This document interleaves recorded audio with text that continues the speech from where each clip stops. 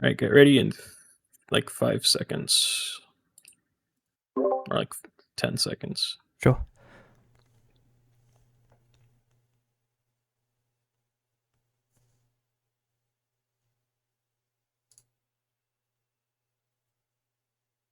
right, you're on.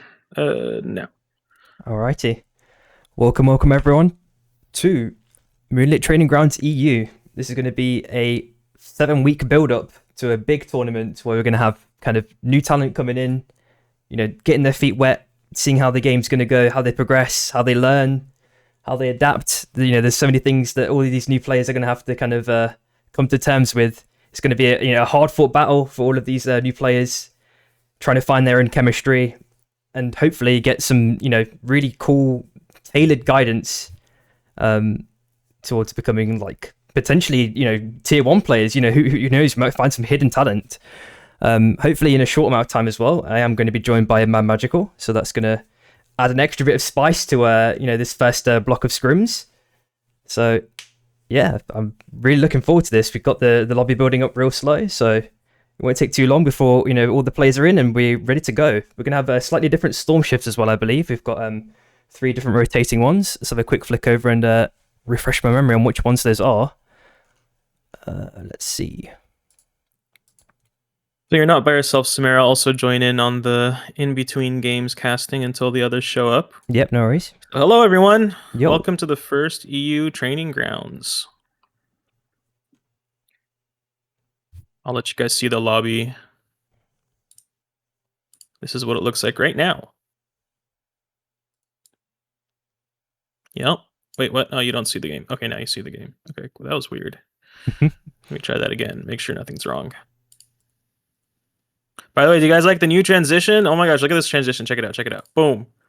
It even has sound effects. It's amazing. Wicked stuff.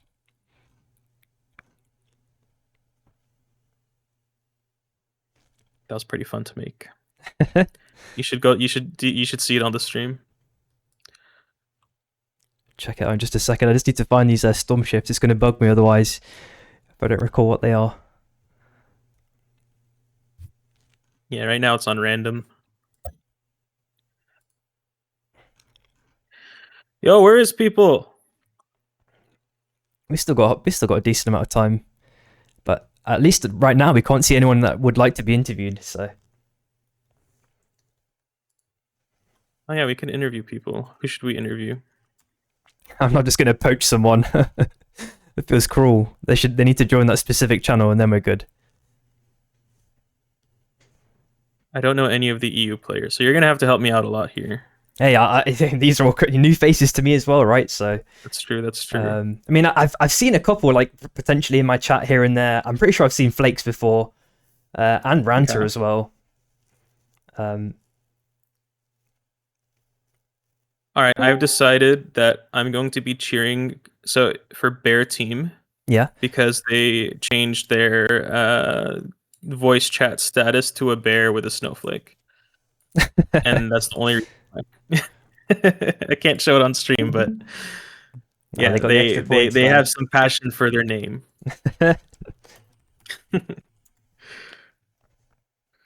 Fate strikes, you do not. It's a sub, my guy. You're too good for this lobby. I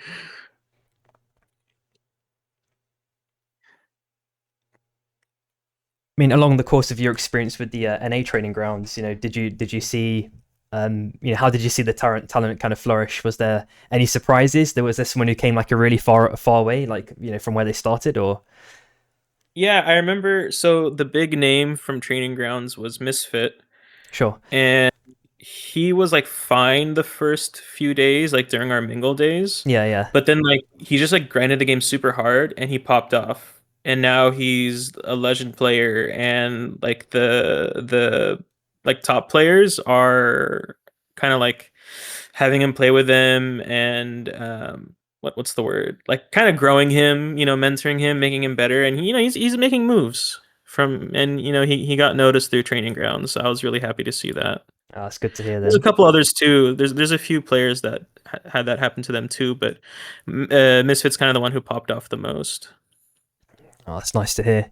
I'm hoping we get a lot more of those sorts of stories where Yeah, those like hidden gems, you know. yeah, I think as well, like obviously one of the big things that's going to be like a contributing factor to a victory, of course, in any team game is also going to be chemistry. So especially in this kind of mingling phase, all of Mhm. these new faces are just it's like they've all just started their first day of school again, and they're going to have to Yeah, you know it does. It is kind of. It does kind of feel like that.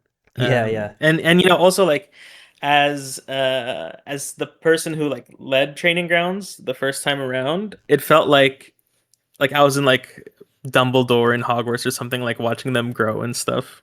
yeah yeah Like the headmaster, like watching their students learn and exactly. grow over time. So And a just to lot of give the top us players got really into coaching too. So oh that's good, yeah, it's good to have like that knowledge transfer for sure. I think mhm. and it also helps like just from a communication skill. If you're not too adept at it, maybe you're like a really good player, but you can't really transfer that knowledge. And even in a sense, you're kind of coaching yourself to become a better kind of communicator almost. Mhm, If that's a mhm. skill that you've not really practiced too much. Um, To answer your question, Road Pizza, games start when the lobby fills up. You remember how it was in the beginning, Road Pizza, where we had timing issues. So it's not a, it's pretty normal for the first day. First, they're still learning the scrim etiquette.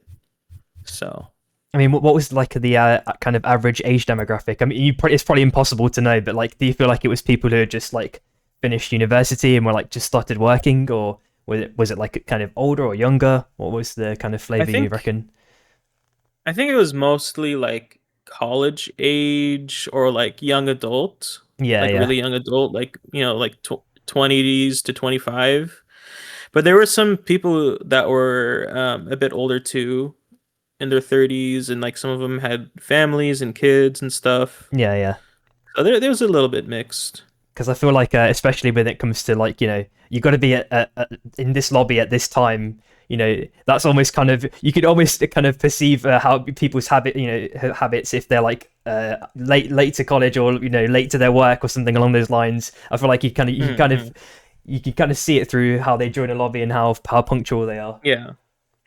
Yeah, I mean, it did definitely get better over time Yeah, for yeah, training grounds. for sure. Road pizza was one of the biggest problems. No, I'm just kidding. He's in chat. So just a quick rundown as well of the kind of the 7 weeks. So the first 3 weeks, if I'm not mistaken, is going to be mingling. Was this also similar in Mhm. NA as well? You guys had like 3 weeks as well. Yeah, so it's so what we did in NA was we did 1 week of mingle. So we did 2 days of mingle and then like a third and fourth day of like establishing teams. So basically they got 2 days to try out teams. Okay. And then we did 3 weeks of scrims that ended in qualifiers and a final event. Ah, okay. Sweet. And then for this one, we're doing, where's my calendar when Discord decides to work? Yeah, so we have the way Courageous set it up was 2 weeks of mingle or 3 weeks of mingle? Sure. Yeah, 3 weeks of Yep, it's mingle. 3 weeks. Yep. And then 1 week of team creation Okay. and 3 weeks of coaching, 2 weeks of coaching, and then the last week is qualifiers and finals. But what's different though is that for this league, it's strictly on the weekends. Yeah, yeah. But for the NA one, I had it so it was like 3 days of scrims during the week. Okay, got ya. Yeah. So this one, it's just a different format where they're doing it on the weekends. Were there any like common problems you kind of saw? For example, I don't know, like fuel management or itemization. Think things that were like easy pickings to kind of fix, or was it like a lot of different varied problems, some Yeah. acute problems, some Yeah, the biggest thing, like the most noticeable thing was not getting your build by like night. Like it would be like end of night two, and there'll be teams that still don't have their grips and kicks or Oh, relics. okay. And then the other big thing was rotating late into the circle. Like there would be a lot of teams that were still like half the lobby would be coming in through the storm on like the second storm shift. Sure. Makes sense. Makes sense. Stuff like that. And then also like knowing when to take fights, keeping track of other teams, like how to find them. Like we've been doing workshops in the Moonlit Battlegrounds Discord with some of the top players like Pensado, Tsunani, I believe Toilet also helped out too. Chinese Spy helped out too. And it was like it's just like a lot of fundamental stuff they've been learning. And for example, how to use your like different ways to use items, how to move around the map. Like we had Tom Kick do a whole workshop on macro. I believe Pensado did, or was it someone? I think it was Tsunami actually who did a workshop on like drop locations, stuff Okay. like that. Yeah, yeah. So there's lots of different kind of angles to kind of attack to kind of get the knowledge base kind of rapidly improved, Yeah, which is pretty yeah, cool. I like that. yeah. Just like a lot of knowledge stuff. Actually, I think a lot of them have like pretty good micro. They have like good hands. They have good technical skill. But like for example, Misfit had pretty good technical skill, but it was the macro needed work, Got ya, got ya. stuff like that. A big thing is Oh also yeah, as well like Red Pizza body mentioned language, right? feathering in the chat. Yeah, yeah.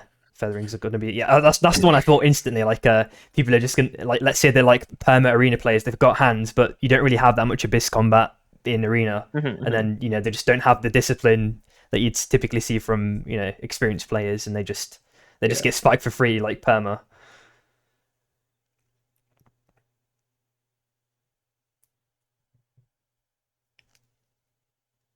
It's taking so long. And where's Zikrik? So we have one, two, three, four, five, or say one, two, three, four teams that are not filled out yet. So we're just waiting for those. Sure. Could you just ask MCZ if he's got a? Actually, I'll just DM him in Discord. It's fine. Yeah, So go for it. Waiting for these games to get started. How many three stack teams signed up this go around? I don't know. I didn't do signups, so I'm just helping out with broadcasting. Courageous is the one that's handling all the organization. Okay, I have a random topic for you guys while we're waiting. Right now, it's the Steam Autumn Sale. Has anyone bought any games in the Steam Autumn Sale? I've been looking around and I have no idea what to get. I've been looking at some random indie games.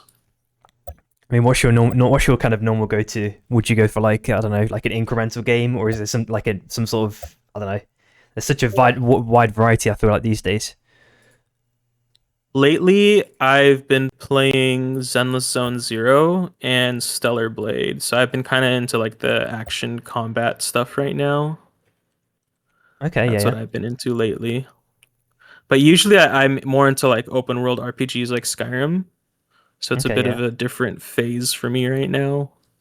That's fair enough. I mean, those ones are like time sinks, right? Typically, you can Yeah, get a yeah. good mileage on those ones.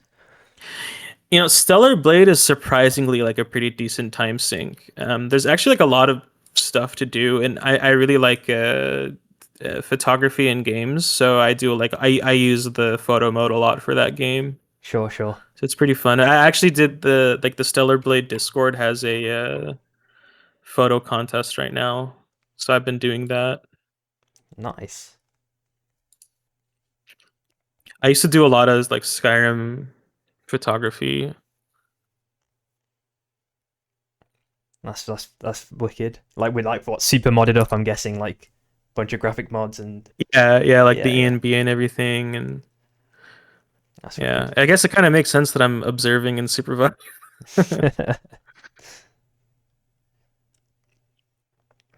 I remember when Ansel came out, the kind of Nvidia technology. Was it with Witcher? I think it was around that era. Uh, The what? Ansel. I think you could take like 8K screenshots basically like in Witcher, Oh yeah, and that yeah. yeah yeah I don't know the name, but I know what you're talking about. yeah yeah. But I thought that Yeah, was what like happened to pretty that? Did cool. they get rid of it? I don't know, to be honest. I've not seen it anywhere else. Not as widespread as it once That's was. actually like pretty. I think it's replaced with DLSS Ah, okay. because you can. I don't know, but there is a photo mode. I'm just looking at it right now through. Yeah, it needs a supported game, and yeah, you can still do that. Yeah, but Supervive is not supported with that. I think it's Awesome. just part of the NVIDIA Shadow Play stuff, or the just their UI, their in-game UI now. They probably just changed the name. Yeah, it wouldn't surprise me.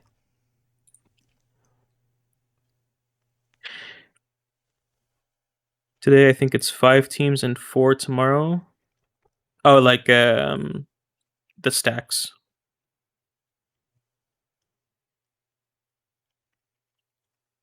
No one Uh, in chat answered my question. the stacks, I'm not too Black sure. Lamb, thank you for the follow. What do you mean with the 5 and 4 stacks? No, no, the Road Pizza asked how many teams signed up as like as a trio Ah, I and not got you. just solo. Yeah. Oh yeah, did that play like a big part? Was there any teams that were like, you can definitely feel like there's some sort of inherent chemistry, because they'd already Yeah, been playing the before. team that won the whole thing was a 3 stack. Ah, okay. Yeah, but they've been playing together for like different games for years. Oh, okay, yeah, yeah. So it was good to see them because actually like early on they weren't standing out that much, but then like all of a sudden like in the last week they just popped off. It's nice to hear.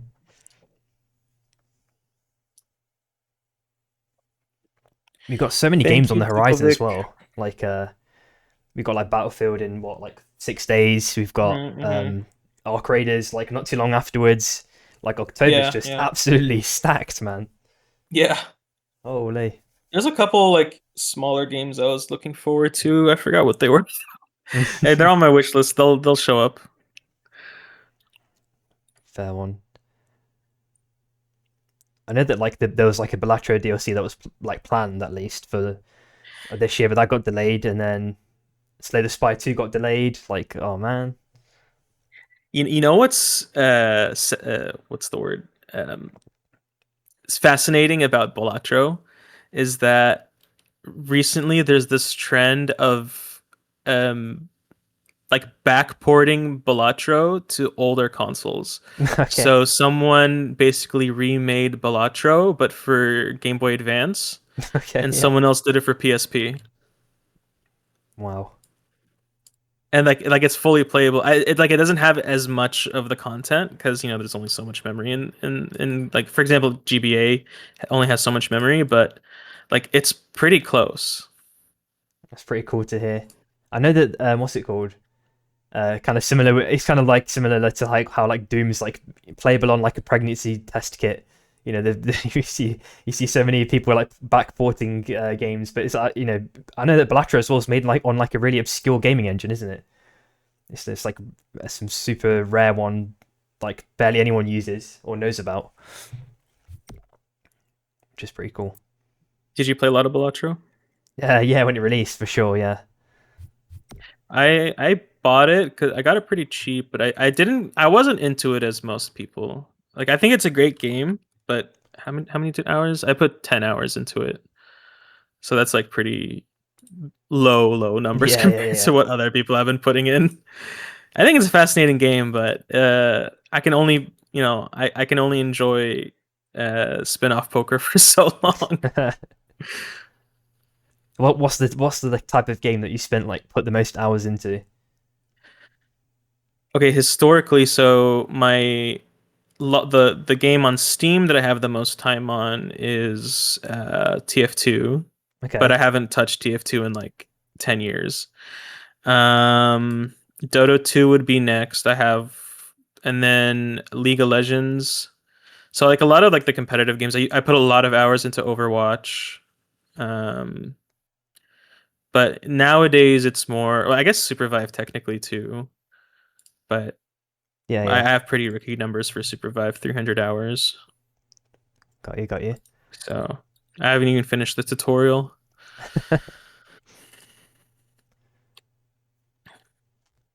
But casually, I would say, what did I put a lot of time into? I don't remember. Like Skyrim, I guess. Like the Bethesda games, all of them.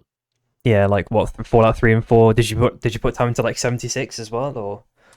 Not 76. I put a lot of time into 3. I put a lot of time into Vegas. I put an okay amount of time into 4. A ton of time into Skyrim, Oblivion, and Starfield. Got you, But got I you, got you. think Skyrim is definitely my most played. I mean, when it came out, it was just, I don't know, it was such a kind of like how Arc Raiders feels to me now. It was such an immersive game for its time. Like, Yeah. holy, There was this recent post on the Skyrim subreddit where it's like, what's like your most memorable, like when was like the first moment when Skyrim hit you? And I remember it was, you know, that like tower, like there's that first dungeon that you go to up the mountain sure. with like the, and then, but on the way up the mountain to the dungeon where you're getting the claw, there's like a bandit tower. And then so I killed all the bandits, went up to the top, searching all the loot, and then as I like got like walked out the balcony, it was like nightfall, and then there's like the aurora borealis, Oh yeah, and it yeah. was like so like that was like my magical moment. I was like, oh my gosh, this game is incredible. And just thinking like there's been so many graphical advancements since then, but I feel like our memories just it almost just like upscales it in our head, if that makes sense. The memory Yeah. that we have is like I don't know, so weird. So Average actually asked in the chat, what's the EU interest compared to NA? I think there's more signups for EU, but that's also because the sign up was advertised directly through TC on Twitter or X, I mean, and also in the client. So it just got more reach. Got you, I got you. So okay, we have almost full lobby. We have one more team, and they're missing one player. Yep, I see that. I see that. Almost there, guys. I'll show you. I'll show you guys the lobby. That's what it looks like right now.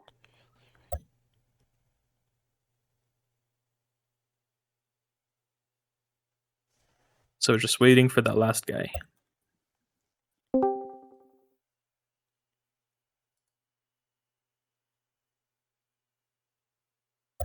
There is someone that maybe wants to join as well, real quick. I'll just try and get him in real quick. 1 second. Okay.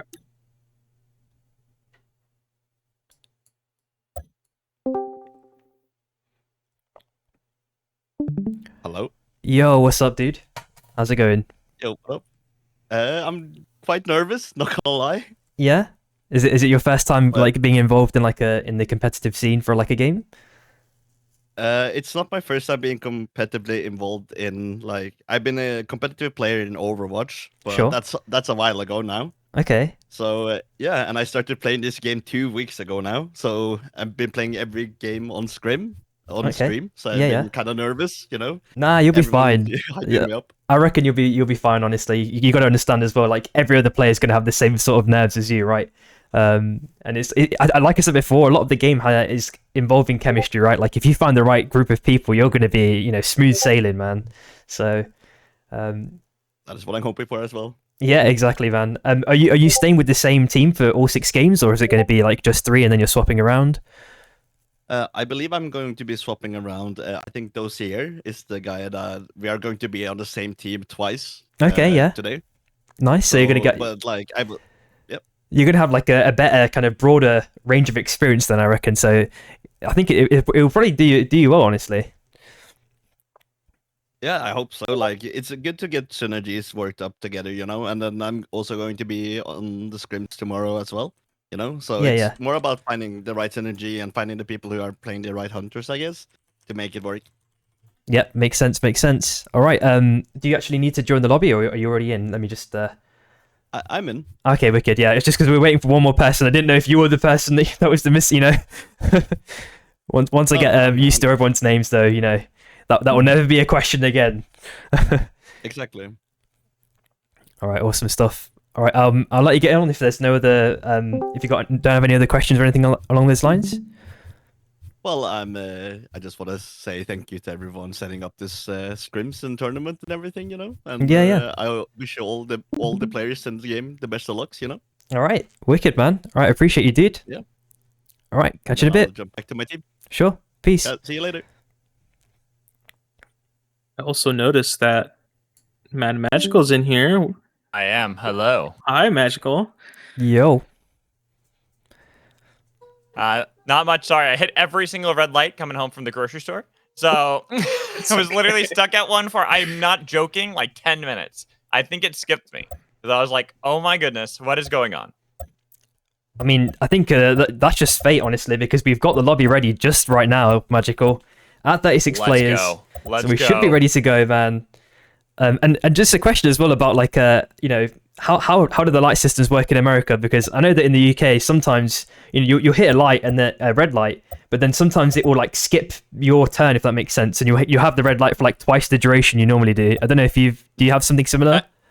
That happens sometimes. Oh my god, it's so irritating, dude. I'm pretty sure that's what happened to me today. Oh man, because I was stuck at a turn, like I was trying to make, for us it's a left turn, for you guys it's a right turn. Yeah, you yeah. have to go across for the right, but it's like I was stuck at that for like 10 minutes because I'm just waiting there at the front of this for it to give me the go, and it goes in circle for everyone to go, and then I'm like, wait, it never turned green for me, and then so after the second go, it finally let me through, and I was like, okay, now I can go.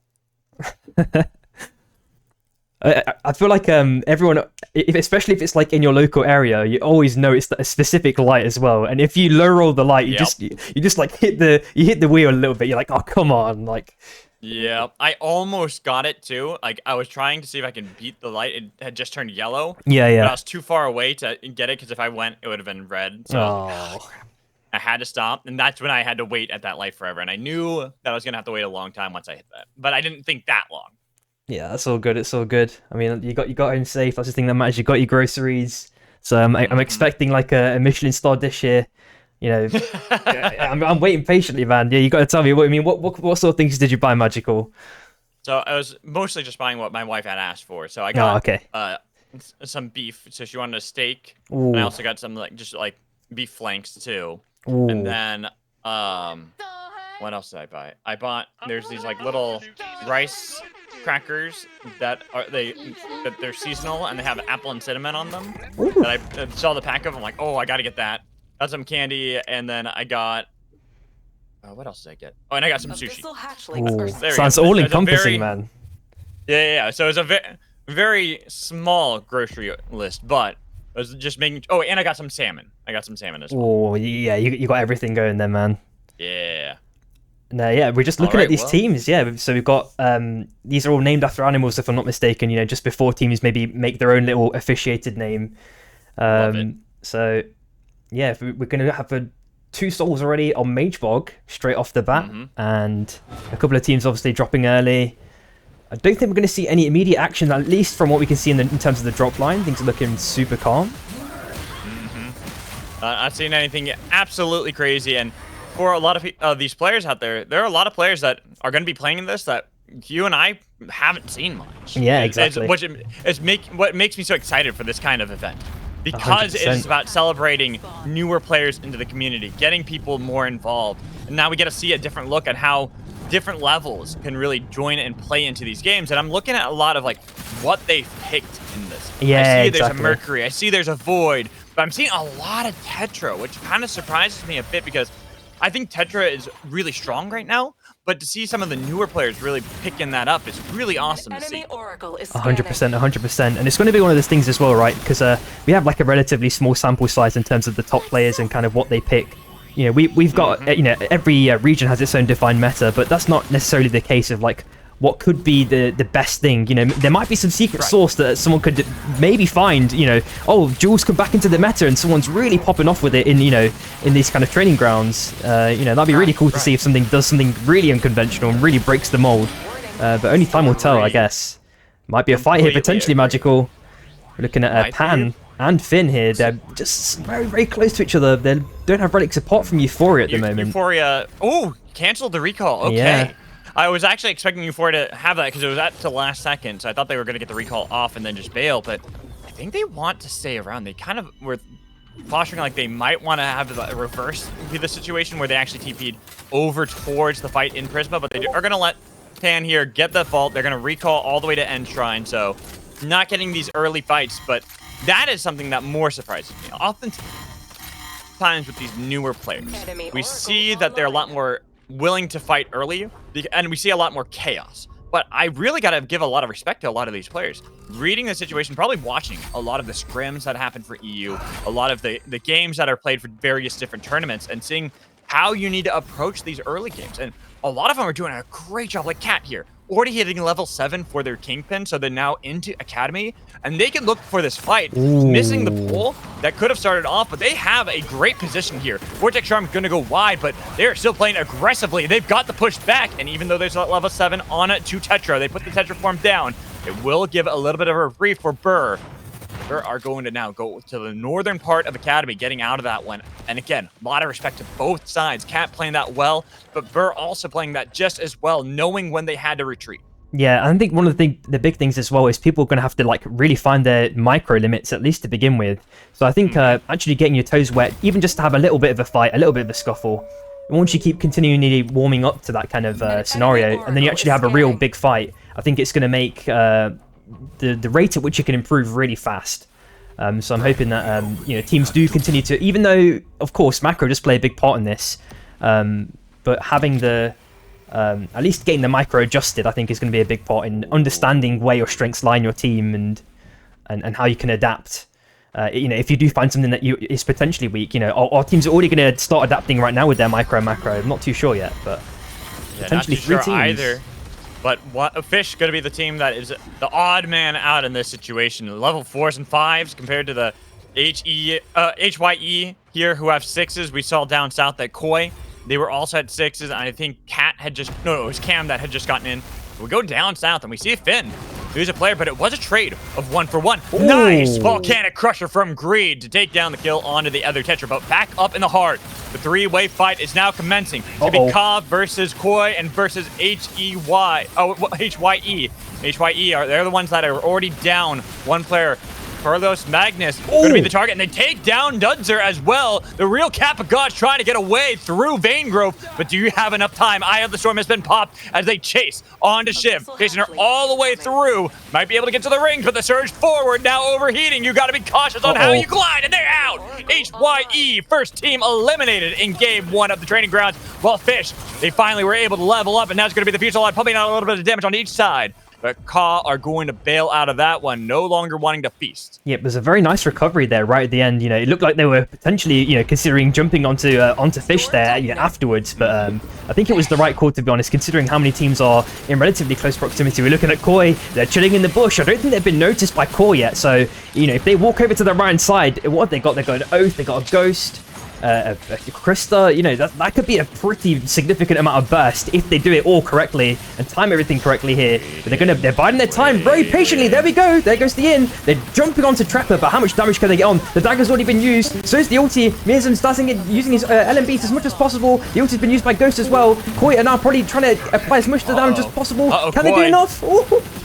Boys, gotta be careful. They've had that fight initially, trying to find a pick onto Ka. They will finally at least get one. They got something for the fruits of their labor.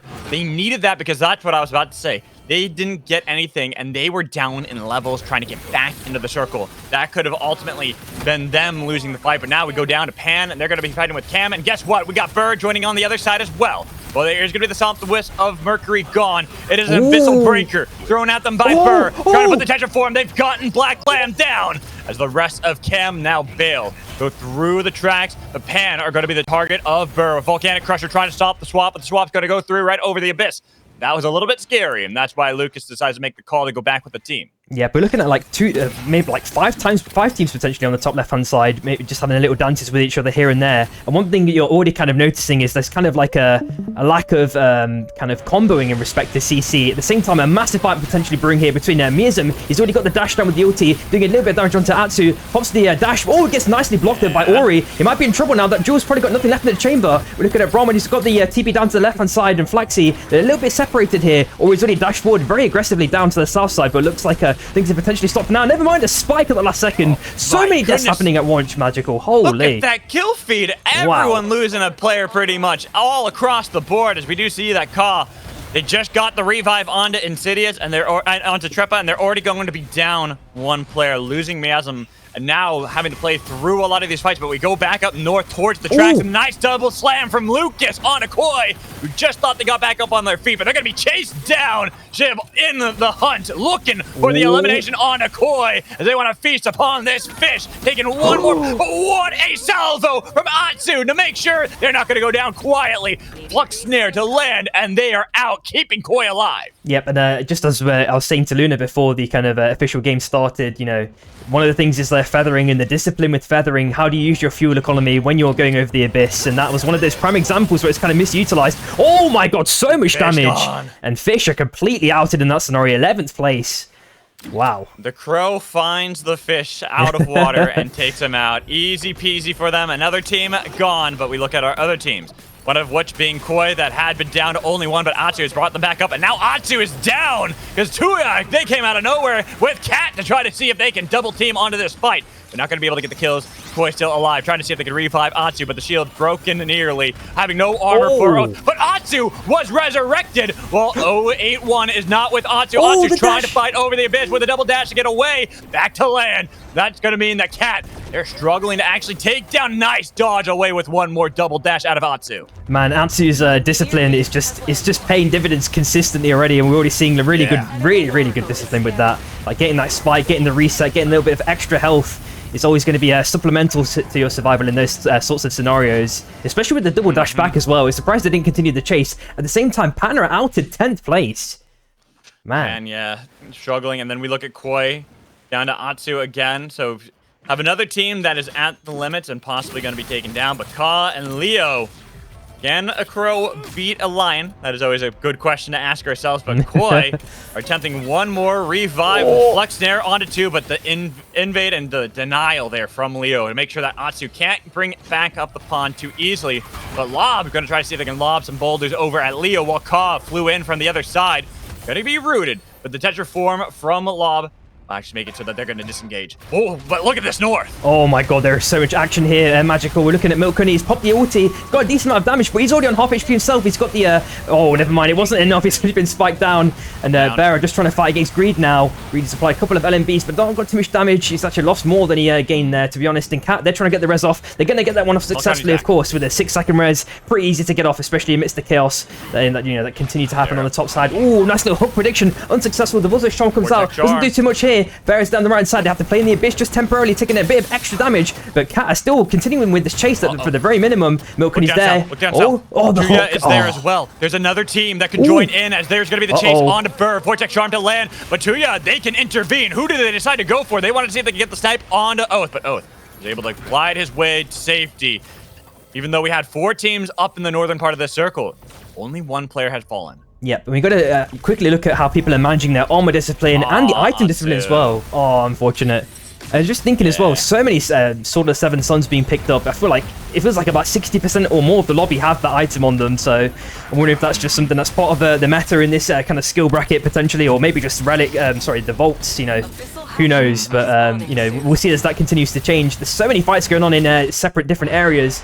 But I don't think anyone's gone for a full commit fight. We are seeing this fight over the soul at the minute. Mirzum, super low HP. At the same time, Galaxy. Looking bad.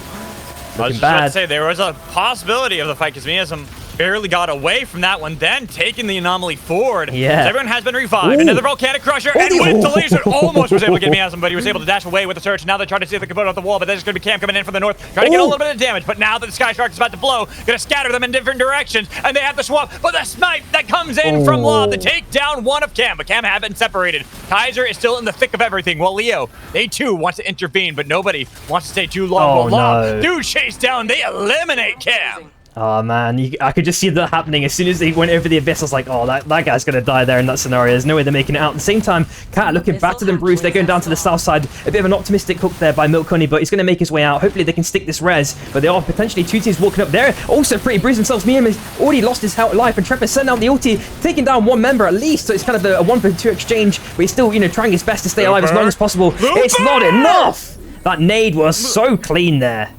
Wow. And with the help of Looper there to make sure they stay strong throughout it all to get the whiff, but that's going to be a great pull from Milka Honey, taking down Looper, who just saved Leo. But the rest of Leo, they're still alive, and they still have more than an opportune time to see if they can go for the respawn beacon.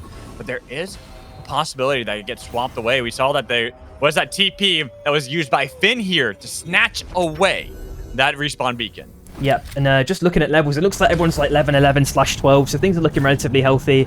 Looking at armors as well, and general econ things looking good. We're looking at Lob in this scenario. They've already picked up 6 kills, already double reliced up, blue and green armors in abundance. Leo, we're looking at Ranta just slowly walking over the vault. Getting the armor repairs in right at the last second. And we're looking at a couple of teams slowly rotating in. We're looking at this green team, Bear on the right hand side. They're out of zone, and Leo may be looking to gatekeep this one once they've stuck the rest. But there are 2 teams around them. This might be a troubling situation if they can't get this one off. We'll see if they're going to stop this one. Burr, already here. They stop it just in time, too, with Summon Napalm, taking a lot of damage onto Matt the Third. But Leo, they had to go into 2 different directions, one south, one north. Look for a new play, maybe a crown. There's a crown right there at the feet of Ranter. Picks it up. So this is going to be risky. Actually, took the anomaly in a way you didn't want to go. You didn't know that everyone is there, and that jet stream is not safety when you're rooted and taken down. It felt like one of those metaphorical bananas there, the anomaly. They should probably make a banana skin for the anomaly there. It just felt like he just went through it and slipped, and he was just in the wrong place at the wrong time there. He just showed himself. I didn't think he wanted to reveal himself in that scenario or use a dash, but yeah, it's just very unfortunate set of circumstances there. At the same time, we're looking at Imoria spawning on the top-hand side in about 30 seconds, so we may see a couple of teams potentially migrating over there, especially if they've got a KP. They can pull it out of the corrupted zone there and potentially get some free pickings. Finn maybe have first dibs on that. At the same time, Lamamo is just chilling in the bush. I think it's going to get seen here. Oh, no, he was already spotted out well before that. That's why they were hunting for that one, looking for Mamo, who now has to go up north and already getting spotted out by Cat with a surge away, but the chase is there. A nice route to try to push him back. Eye of the Storm pop to try to dash away. Mamo is now over into the jet stream, but down south, Cat, they haven't momentarily split up because they're focusing so much onto Leo. Leo should be able to get out of this one. While we look at the other teams and where they're positioned, only Leo are down to that one player. Everyone else fully formed. Yeah, you can already see some kind of macro philosophies potentially forming here, especially with Burr. They're chilling right on the edge of the zone permanently, whereas you see the majority of the rest of the teams are playing basically already in that next circle. So we need to see if teams do start to adapt to playing a potentially really slow game or a really aggressive game as these games continue. Maybe some teams become more confident in their type of play, or teams start to trial different types of play as well at the same time. Finn, they're getting a couple of LMBs. Oh, nice little spike grenade. Romance potentially a bit of trouble here. Greed, massive LMBs plus the arcane railgun. Romance is already down to it, and now just 2 members. Magical. Samiri, what a grenade there from Flaxy. 3 hit the pickup, the volcanic crusher to deny as Finn take down 2 of Tua.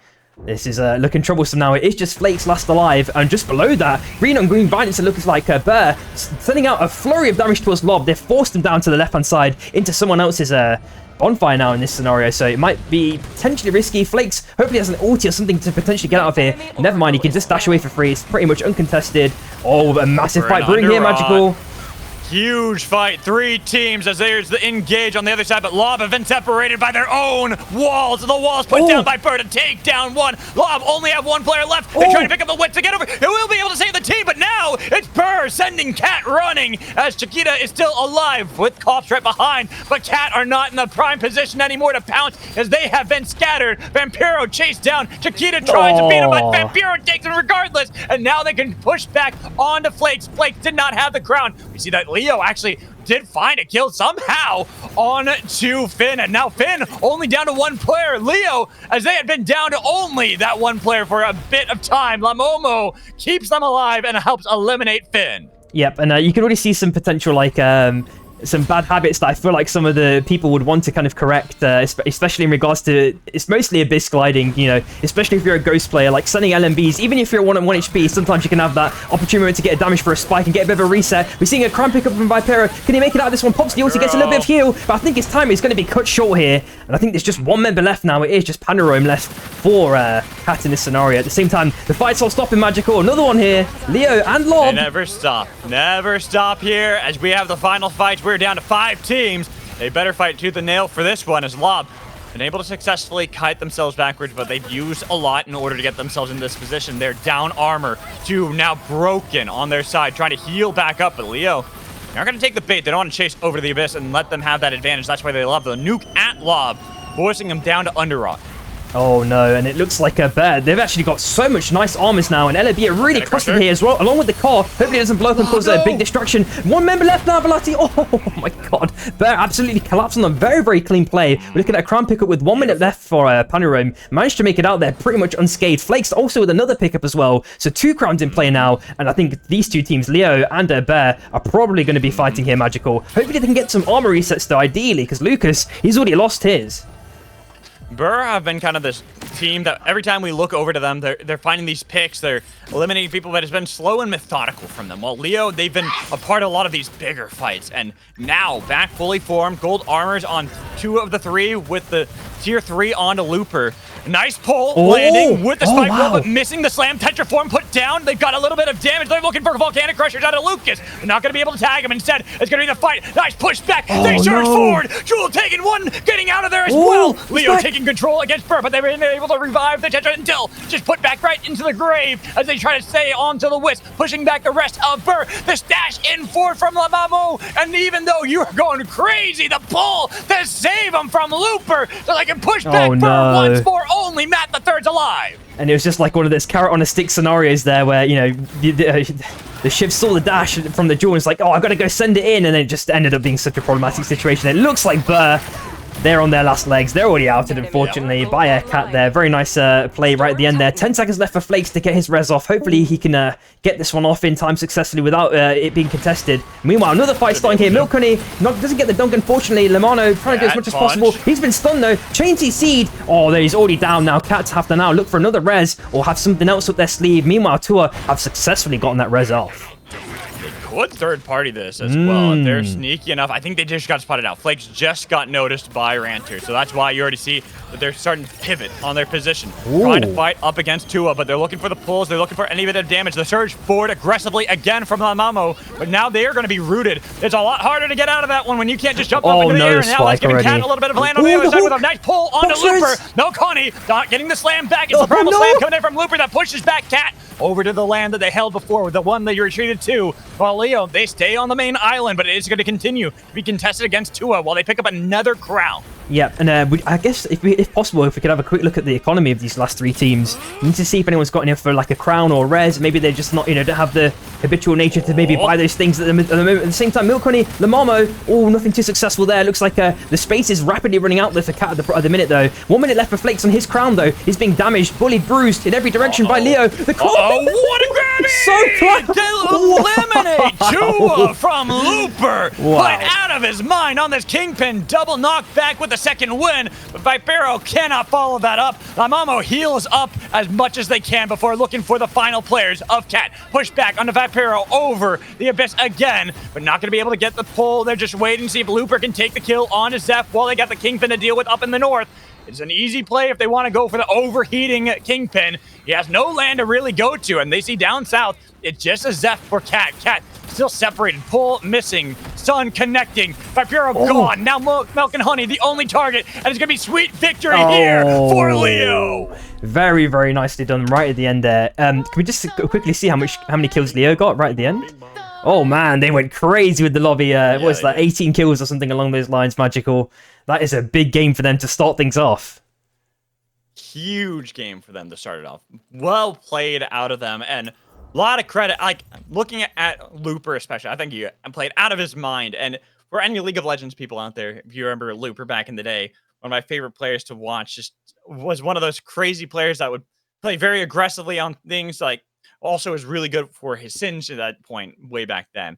And so to have the Looper namesake still here and kind of showing up in these games is really awesome to see. And well done to Leo to pick up that first victory. Really, really nice stuff. And I'm already seeing some like really nice ideas in respect to like a relic usage. You know, I did see, I can't remember the person's name. I think it was Panoram. Where on the duel, I think, tried a nice little play where he tried to basically dash in and then try and use air blast to push all the members into the zone. I don't think it was too successful, but I like these kind of ideas where you're trying to, you know, find your place within the sandbox. You know, how you can really get the best usage out of your items. Of course, we know the established norms from the tier 1 scene, of course, but you know, you got to limit test where possible, because you might find something unconventional that opens up a new window of opportunity that, you know, we're not used to as players in the tier 1 scene and as casters, of course.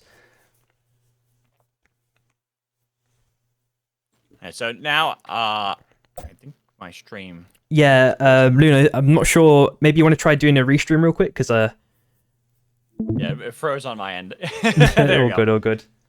So I was messing around with the video settings because it's kind of messed up last game. All good, all But good. yeah, it should be fine now. Appreciate that, dude. Double check. Yep, there we go. So do we know what's the storm shift going to be for this next game? Let's have a quick flick over and see. I know it was posted somewhere, but I'm ever forgetful, unfortunately. Let's have a quick look and see if I can find that information. We're going to find out anyway the hard way, maybe. There we go, bullet trains. Oh, your favourite! Try not to. Right as I took a bite of food. I feel like we almost need like your face kind of kind of 3D mapped onto the face of the bullet train whenever it's specific. That'd be so cool. And it's got like a little chomp kind of little animation, something out of like Twisted Metal almost. My hope is one day that when we get this game to be big and poppin', that VivEUcamp just honors me by making it so that anytime the train kills anyone, you just hear me go. That'd be wicked, dude. At least an emote. At least an emote, or I mean, it would just be sick. Just my train whistle, like that. Every time it hits someone, you just hear the whistle sound effect go.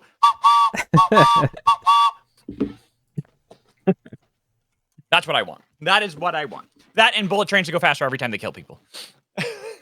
If I may take 1 second just to thank a couple people. Thank you, Miss Kate, for following. Thank you, Nayuta2 for following. Thank you, Zeki5011 for following, and Atriu7 for following. Thank you guys, appreciate it. Thank you for supporting Moonlit Battlegrounds and Supervive. You guys have the and stream Sunshine together going on, right?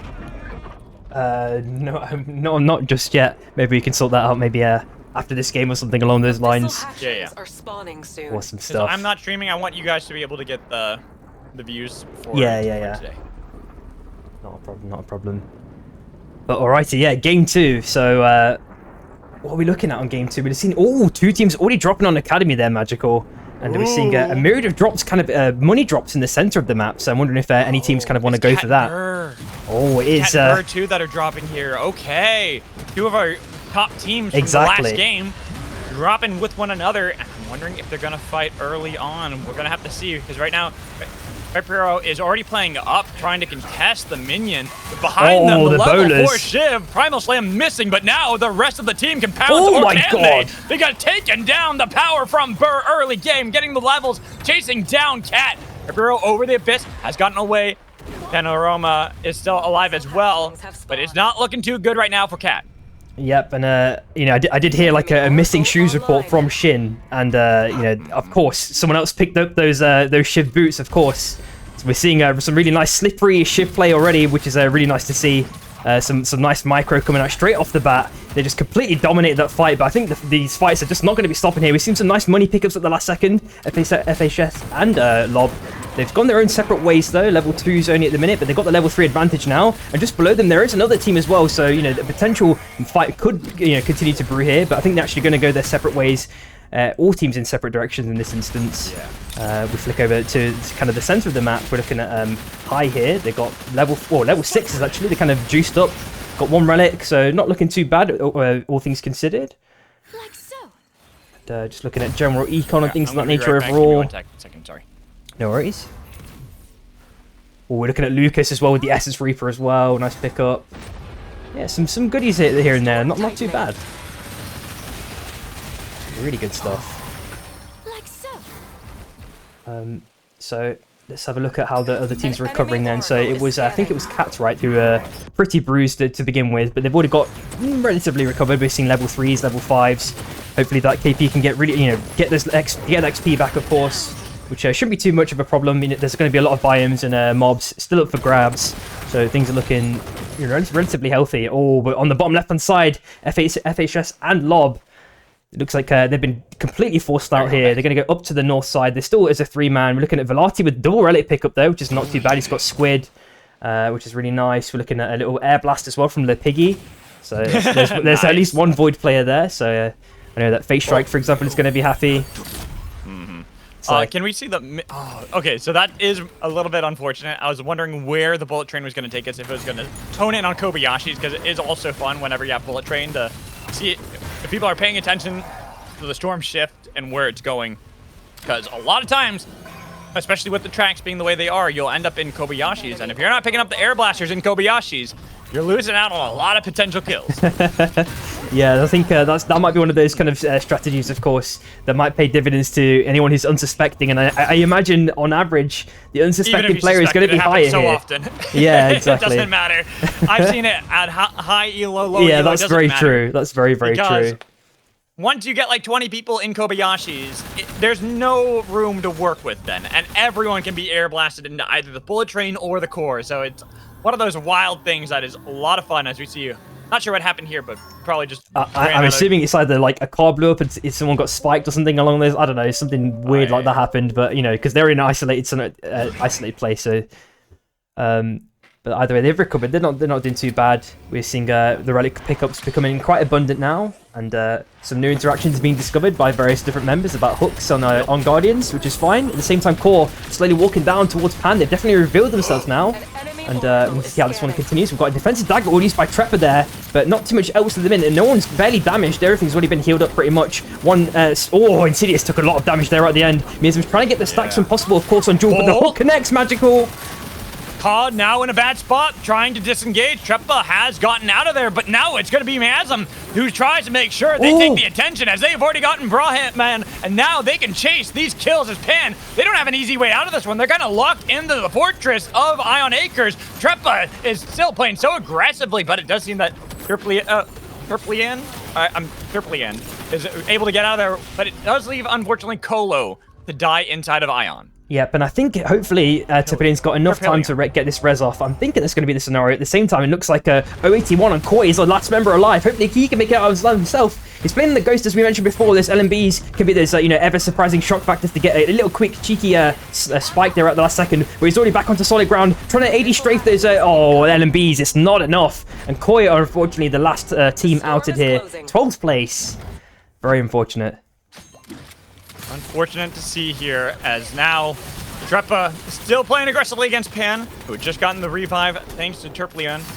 But now they are still in a bad spot because they are surrounded. Before they were just fighting against Khan. Now they have to deal with Cam, but Cam are not actually... Oh, no, they had one already focused on the Brahman. And now with one team eliminated early, Pan out of there, Banegrove should have some action as Cam staying on their base camp. They've spotted out where Ka are. Seems the Crows might have to fly away from this fight, not wanting to get onto the high ground that's already secured by Cam. But Cam still looking for these plays. Chilling Finale forcing away Ka. Swap attempted by Black Clam, but you played way too aggressively on that one. Easy pickings for Ka. Yeah, and that's definitely one of those kind of macro/micro type. You could argue it kind of goes in both directions, but of course, if you know the animation timing of, when you're playing that Celeste Void combo, you're much more high likely to get that combo off. Unfortunately, it wasn't successful for Black Lamb, but the fight's not stopping Magical. Another one brewing here on Mage Bog, who is in this case Cat and Bear in this scenario, but they're applying so much pressure to Cat. We're looking at Zep on super low HP at the last second by Bear. Oh, he's already downed. Elkani is on the run as well. Panorame is still in the fight, but a Ooh. slam from Milk Honey, despite being surrounded by 2. Might be able to save the Wisp, but not even going to try it. Instead, wants to get back with the team, looking for the Ooh. pull on the other side. He got right around that shield on the mat. The third mat wasn't even expecting that, but the 2, P3, double spike, 1 player each side, Cat and Burr. They've got the death boxes. Milk Honey will recall. I think their base camp is on the other side. No. But Cam with a nice arcane railgun to interrupt, not realizing they're interrupting the fight that could have been brewing in the 1v1.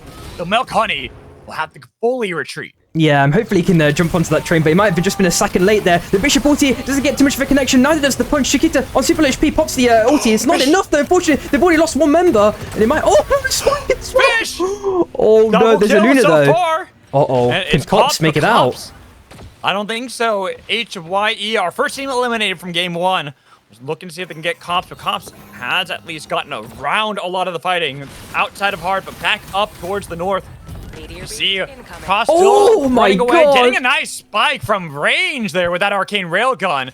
As the rest of Cam now in a horrible spot, still surrounded by Burr, who have revived all their players. Oh, and no. Trippa just chasing kills on to Cam. Yep, and I think there's only 1 member left now, so that's going to be a very troublesome... Oh, no, I think they might be dead here. Vunu on his... Oh, Vunu. never mind. Already, that's Cam outed. But the fight's not stopping here. Fuselaw popped by both members. Both shivs there at the last second. Lucas. Oh, another spike as well. How many are we finding here in this small little area right there? Oh, nice little Nocco as well. The Vista Breakers popped the spike. Uh-oh. Insidious on his last legs. Disengaged completely. So Insidious is going to fall. Ka was able to get into Mage Bog, sending out a nuke. Oh. But Cat's interruption actually might save them because they just eliminate Burr for Ka. Yep, and that's just made their life really easy. They got the armor resets. We're seeing some people already heading towards those souls as well for maybe some free pickings. Flakes and Euphoria having their little fight as well at the minute, but I think hopefully things can reset. It's going to be a Saros versus Ghost matchup. Oh no, but that's already sealed the deal there. And that is Tua, unfortunately, outed 8th place in this scenario. And I think, a lot of teams now have a significant amount of breathing space to either fight for souls or things of that nature. Ooh, looks like a very aggressive in there by Bishop, but didn't get the connection, unfortunately. That is Euphoria, maybe just baiting, getting some information as well, which is going to be potentially useful here as this fight continues to evolve. Finn, it was Euphoria for a long time, the only one kind of standing up to Fish, but Finn now lose a player. His greed gliding right in front of Fish. Allow the Fish to take off their fin. Yep, very, very unfortunate there with the spike. We were seeing that the soul being picked up. And yeah, Leo are in possession of that one, but just above them, we are looking at Cat as well. We're looking at High, and just below them, it's going to be Fish. Armors are looking relatively equal. I think Fish are slightly above them. There's a red drop as well, potentially up for grabs. Train's coming in. Hopefully, there's no one that's going to die to it. Oh, Kappa, he was testing us there, Magical. He's going to be fine in this scenario. Oh, but Fish are really tempting fate as they're kind of locked in there. You do not want to be there on bullet train. That's one of the worst spots to be, and that's why they kind of fall back. But you say no because we see Leo nearby. Yeah, exactly. They're establishing a bit of dominance in respect to space, especially dropping that bonfire down as well. Both souls on the left hand side has been taken as well, so there's going to be less space potentially for Fish to play around. Just potentially, depending. They could also rotate north as well, which could make things potentially fine as well. Looking at a box shot attempt, Insidious. He's trying to gatekeep this as much as possible, trying to maximize the time so that Res can be successful. Looks like they got it off. Cat back as a full 3-man. Hopefully no one gets spiked here. Means him setting in very aggressively, getting a couple of stacks at least. Velati on his last legs potentially. Let's get down at the last second. Nice little heal there by Cops. Can he make it out in this scenario? Does he get the res off? Can he do it? No! I don't think so. Snipe onto Chiquita. Cops the only one left. And they've got everything building up for Kabaka. Don't know where the bunny has gone. Slips right through their fingers, so they can't put down the trap. Gives the lob an ability to get back into this game if they can find another revive. But we got to go down over here because there are so many teams that are grouping up. So you got 4 teams nearby. Finn, HYE. We have Leo, and I think there is Finn nearby as well. So we got a lot of these teams all kind of hanging out nearby one another. And I'm curious to see where they're going to look for these fights. Yep, and it's going to be one of those things is like, are you paying attention to those audio cues? Are you going to bush check is the question as well. Dards are a decent amount of damage already with the CC combo as well. The ulti's already been popped as well by both sides. In fact, Greed already down. The ulti does get the connection as well. Capagod's sitting in with the dash. Countless Magnus gets the LMBs in, but he has to dash away at the last second. There's only reinforcements. Is it enough? The crown! They got the crown picked up as well for Euphoria. They got to keep playing aggressively. They need to stomp on the Wisp so they can be able to pick that up. And it's going to be Cat coming in from the north to shake down HYE. Dunzer is going to be the last one left. Can they stomp on the Wisp to make sure they secure that kill? They already got the revive, so now they can go for the fight, but it's going to be the pull on the Wisp. Make sure they secure that kill. Cat taking down everyone but Dudzer, and that's going to be up to Finn to look for this ghost. Solo Bolo can't fight against Free, or can he? Because Flexi was nearly taken out. Dudzer back over the abyss, hoping to get away from the attention that Finn has put onto him, but there's not much land beneath you, and Greed's put his own land right below their own feet so they can continue to chase onto Dudzer, pelting damage on them. So there goes HYE. Yeah, and I gotta say, Flax's Vortex Charm as well. Sorry, Flaxy's Vortex Charm was really, really clean there, getting that triple. And then Cat came in with the free, you know, the free third party, grabbing basically all the goodies and the soul as well, if I'm not mistaken. So they really capitalized off that fight. Meanwhile, it looks like Leo, the ulti doesn't get any connection, unfortunately. It looks like a nice little dash out the last second by Lamamo. It looks like a Ranta is applying so much damage with those LMBs and the arcane railguns whenever possible. Looks like Gross is about half HP. He's getting those heals in. Drive as well. He's looking for some opportunities to maybe recover here, but the few stars would have been popped by Trepper. They get the spike, Magical. Nice. Insidious almost got caught by the train too. Man. Narrowly avoiding it. Almost, I had the whistle at the ready, but Ka flew out of the path of the bullet train just in time. But we look at other teams. Fish here only got Gross left. A pull from Cat with a slam as well. And goodbye, Fish. The cats eat well. Oh man, it's going to be as I mentioned, we were talking more about those meals at the start of the stream, and I think a lot of teams are eating a lot here today. We were looking at Leo, surprisingly, with only 1 kill though, but I think they might have a potentially good chance at winning here. Core are actually also really armored up as well. The hook attempt doesn't get any connection, unfortunately. Trepper getting hooked back though. He's already getting absolutely chain CC down. Loopy keeps sending those LMBs in when possible, but Insidious is returning fire whenever possible. Ranta also doing the same kind of thing as well. The ulti's already been popped as well. By Insidious. They've got the res back up, so Trepper's back in the game, but of course no armors. Desperately needs to get those repairs in whenever possible.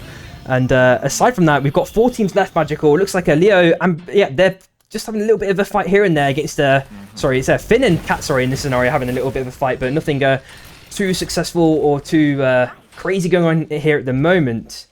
We're seeing 2 crowns on the north-hand side as well, potentially. So if anyone does die, there might be a potential angle going up towards the north side. Nice little hook attempt, though. That has forced Finn temporarily to be split apart. But aside from that, things have calmed down for the moment.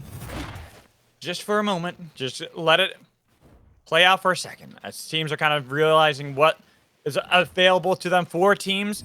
Very difficult to look for these early fights. Only Leo inside the circle in a good position. A nice pull from Milk Honey, landing that slam as well, pushing them into the wall. The Insidious down, but Treppel was in the backline trying to see if they can take down any kills. That actually will separate Cat into 2 different directions because Finn, they third party the fight. They've got Cat now 2 separated. Vipero is going to be the one they look for, but it's going to be the slam on to Kingpin, the punch into the wall. Milk Honey avoiding the tension form that's been placed down, but that's going to be Greed still chasing, putting down boulders. With the pull, they don't have many follow-ups for Milk Honey. He tries his best to get backwards, but it's going to be another Vortex charm to land. Well, all that time, this Zep has kept Milk and Honey alive. Another pull from Milk Honey, looking for any damage on Finn. While you see all that entire time, this Zep has been in the backline trying to take him down. They actually immediately get the recall and are still fighting 2v3, but the push finally falls. Cat die to Finn. Man, it's one of those kind of things where you got to make a call at some point. Someone might have to be the sacrificial lamb. We've seen it a million times before in the tier 1 scene where, one person will definitely give their lives up to increase the other team's chances, or the other players' chances on that team of getting a revive off or a crown or something along those lines. But, of course, we don't see that discipline here just yet. So we need to hope, that eventually these teams kind of learn these kind of patterns, know when to make those kind of correct calls. Like, I should back off here, guys. This fight is not going in the right direction. But that's the point of this, right? Of course, for these players to learn. It's that's what I love about this. People can criticize you, say, "Oh, they made this mistake," but that's the whole point. Yeah. You got to learn from these, and that's what I love about this event. Is that it's all about learning for these players, getting better at the game, getting told, "Hey, you're making a mistake there. Don't shift that way. You need to look for different angles. Like you need to be a little bit more passive here, a little bit more aggressive there." And now we see talking about aggressive with only 5 seconds left on the clock. They got it. Ka already get the kill on a Greed. They played a little bit too late, but Flexi still takes one down. Treppa now fighting against the Zep, but guess what? Euphoria will intervene on their behalf, but still Treppa was able to get the kill, and now it's going to be Leo. The Lions say they're king of the castle. This is their pride rock to play. They've got rid of Ka, and now it's just Euphoria left on the run. Finn trying their best to survive, but the chase, respawn beacon too late. Euphoria pushed over the island as Leo take 2 in a row. Very, very nicely done. And how many kills did they end up with there? 14, if I'm not mistaken. That's another one for them. Well, another set of kills to pick up. That's Yeah. really nice to see straight off the bat. Mm-hmm. Wow. Whew. All right. I'm gonna go grab some water while we get the second game, so I will be right back. Yep, no worries. So I will say that after watching this game, there's a really big difference between the NA and EU scene, and that is EU didn't die to a single train, whereas NA for like the first 2 weeks they were just constantly dying to trains the whole game. So Yeah, it's that's a crazy. really big difference. I'm surprised we didn't see a train kill. I mean, some were close, but I feel like people were almost just baiting it. It didn't even feel like maybe it's just the way that the nature of the fights that kind of occurred that they just didn't really end up with a train being that close. But you know, it's only a sample size of one. Hey, that's what I'm trying to say. To be fair, though, the NA training grounds happened like 1 week after the game came out. So I mean, these guys have had like 2 months to play now. So Yeah. Much better adjusted. Just as well, a quick refresher. The first team that won, that was I know the names if I can see them. let me check for you. Wasn't it the team that started with Lob, Velati, Cops, and Chiquita? It was Lob that one, right? Goldfish memory. I'm just updating the scores. That's why I had to just reorganize some of my take your layers time. and. Yeah, one. Okay. How many games is it again? It should be 6 games.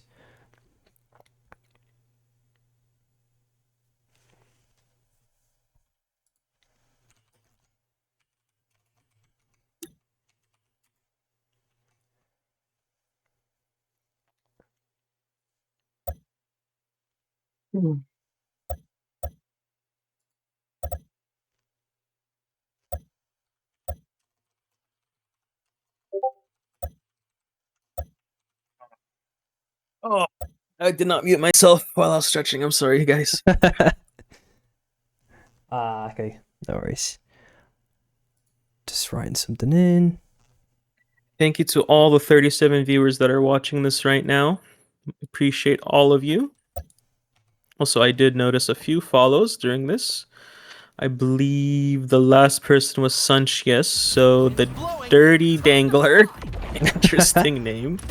Select your Illuminative 1. Thank you for the follow. Urez Buddy, Jostra, and Tech Phones News. Thank you guys for following. Appreciate y'all. Great stuff. So we got unstable portals for game 3, and I believe it's going to rotate afterwards. You know, back to the same 3 storm shifts, so normal weather, bullet trains, and then there's unstable Try not again. to So stare. it's going to hopefully keep things interesting. It's going to be slightly different, of course, to our normal, at least EU scrims. For NA, what do you guys run normally for your storm shifts? Pretty much the same stuff. Okay. The only thing we don't run is luxury goods, Oracle, and I think there's one more, but I don't remember. Maybe the snow one. Is that even still there? I don't know. I can't remember what it's called either, but I know which one you're There we talking go. about, where you get turned to a snowman, and it's kind of like bombing runs, but you're Yeah.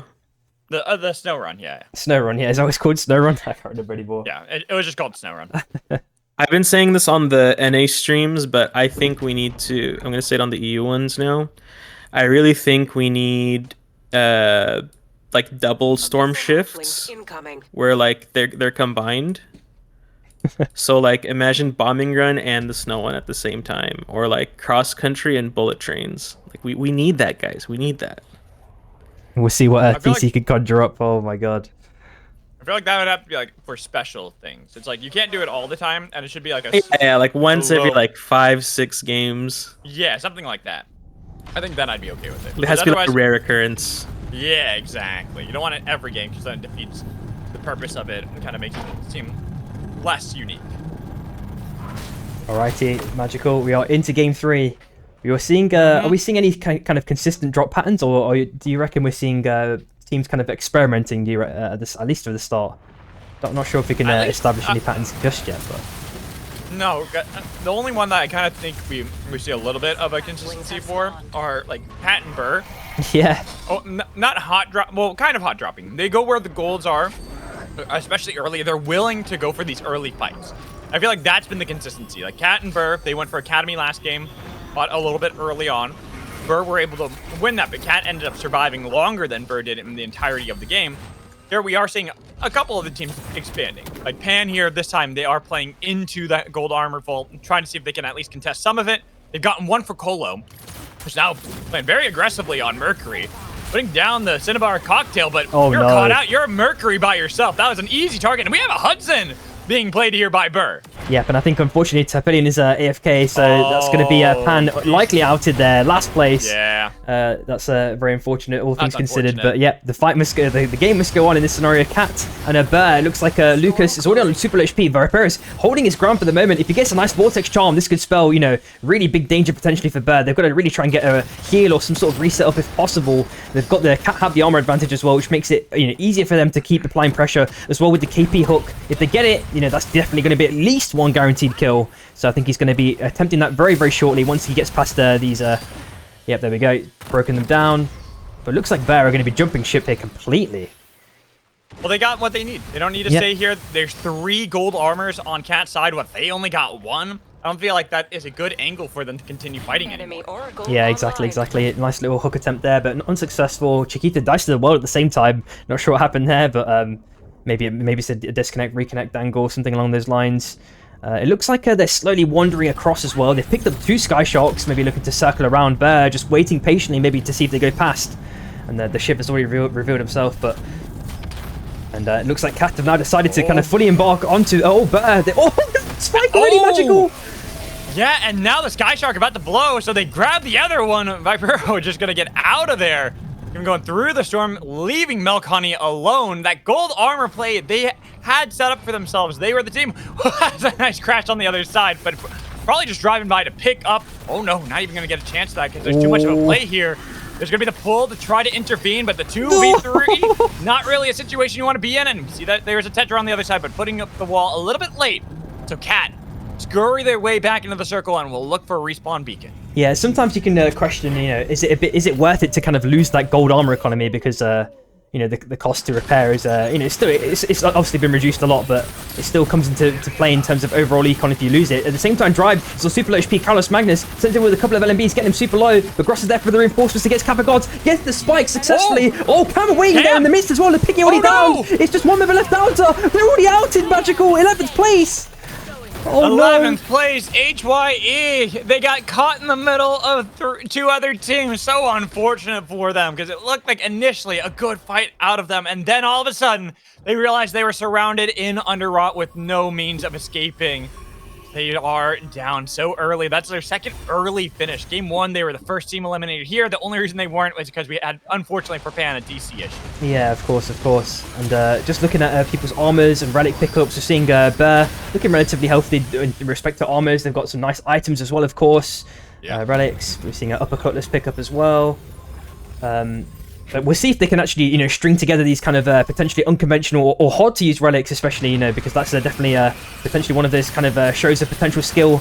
And at the same time, Black Lamb on super low HP, and at the same time, oh no, Driver's already down as well. Maybe at 1 point exchange, potentially they do get the kill, so it is going to be potentially even footing. But the Picky's gone though. Oh no! And now it's not even footing anymore. It's just a Bishop trying to revive their Void, but the push back with a blast off to try to defend. But what a frozen barricade into Chilling Finale combo to eliminate Fish. Sealed the deal there. Really, really nice execution. I think Gross kind of needs to maybe go back to the drawing board in respect to those ultimates because not getting the kind of connections he ideally would have wanted there in that scenario. I think, you know, got the ulti there right at the end, which did a little bit of stun CC, but, you know, he was already in so much trouble already. Maybe if he could have ulted in a different direction and kind of just not established contact with anyone and just used it to kind of gain distance. But of course, you know, as you mentioned before, it's one of those things where, you know, these new players are going to have to get used to all these kinds of different scenarios and kind of realize kind of the position or scenario that they're in that might ensure their survival or potentially ensure their death, of course. looking at how teams are now moving around. We are honing in on the heart with unstable portals, so it can have quite some shenanigans to go around the heart and see how teams are going to move. Right now, no one's really near each other. The only two that were way up there in the north, and they're still even far enough away that they're probably not even going to look to fight. Right here, Missile Hatchling with tier 3 armor for Finn will be nice because they are kind of starving for those armors. Yep, exactly. And that's going to be a nice set of pickups there, a nice little reset. And as you mentioned, yeah, every team is so spread, so I think it's going to be the souls that are going to be the potential kind of main focus for these teams now. Unless, you know, a team obviously sees an audio cue potentially, and it kind of illuminates that something could potentially happen. But, potentially on Iron Acres, there might be something brewing potentially. Bert and Koi are also looking at each other for a slight second. Ooh. And yep, as we flick up onto the top side. Oh, they're in the vault. Two are waiting there. All 3 stacks already. Went crazy there. Can Flakes get the res off? No, unsuccessful there.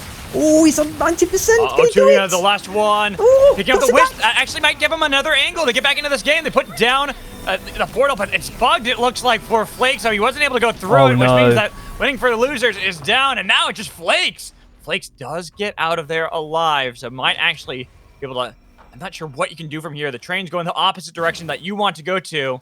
And the respawn beacon down south, it's got a lot of players around it that you don't realize. Exactly. So just looking at the map as well, we've got potentially 3 teams on Prisma trying to link up. Any stragglers obviously trying to get a res off. We're looking at some bush camping as well between Bear and Leo. And I don't know if they know this, they've got a Dreadstar pickup as well. Oh, they've done the nice bush checks. The ulti's been procced. Does that get the connection? Okirogan does connect as well. It looks like Leo completely wants to jump ship and potentially reset. Ideally they should, because the armor difference is huge here. D-slot drop as well. It doesn't get any damage, any connection at all. Lupa can easily just jump ship here, keep dashing away. They're going to be fine in this scenario, Magical. That was nuts out of Leo, how they kite back through that one, because that should have just been burnt. They had the salvage hook that landed that continually was dragging back in Leo over and over again, yet they still managed their escape, didn't lose a single person. But we're looking at this fight right outside of the train tracks. As Melkani had a nice pull, but the rest of Finn have now gotten over back to land. But Cat are pursuing this one, taking Greed out with the pull onto Euphoria. Melkani looking for this land, but a nice dash back. Not going to allow that to happen too easily. So Finn will at least have another life themselves. It's going to be a difficult path looking at where they are on the map so far.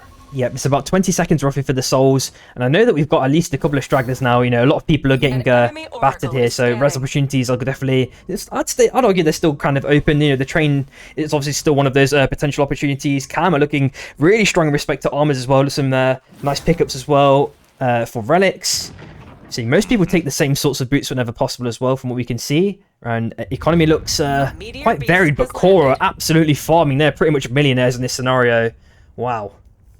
And a lot of teams now coalescing around the heart. We saw about 4 teams nearby. Finn have brought back Greed, and now looking for the soul themselves. But Cat never really stopped chasing on a Finn. This is given to a team that was down to only Flakes for a moment of time. Now back fully formed, but with weakened armor, not going to be the easiest fight for them. But we do see that Cam taking 2 kills onto Ka on the other side, all the way down in Wraith's row, and actually eliminating Ka early. And just looking at the HP, it's only 1 member that got to half HP. That was a very, very clean fight, it seems like, right at the end there. And that soul is on super low HP. Who's going to get that ever important last hit? It looks like it's going to be going to... who stole it in the end? I think it was Cat. Yep, they got it right at the end. Really nice pickup, and Cat forced away Finn completely there right at the last second as well. It looks like I think most teams have actually rested back to a full 3-man as well. That soul zone obviously expanding now, so that's going to obviously force the teams in their own respective directions as well. We've seen some backs coming in that have been cancelled at the last second.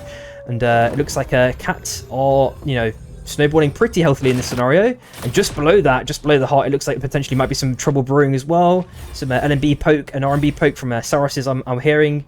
Dreadstar, as mentioned before, on Lupus still. Let's hope he can get potentially nice execution. Bush checks need to keep happening here, Magical, or someone could be getting caught out here. Leo, oh, they're slowly walking across. It's not Splinter Cell, it's Supervive, guys. You can't get away here.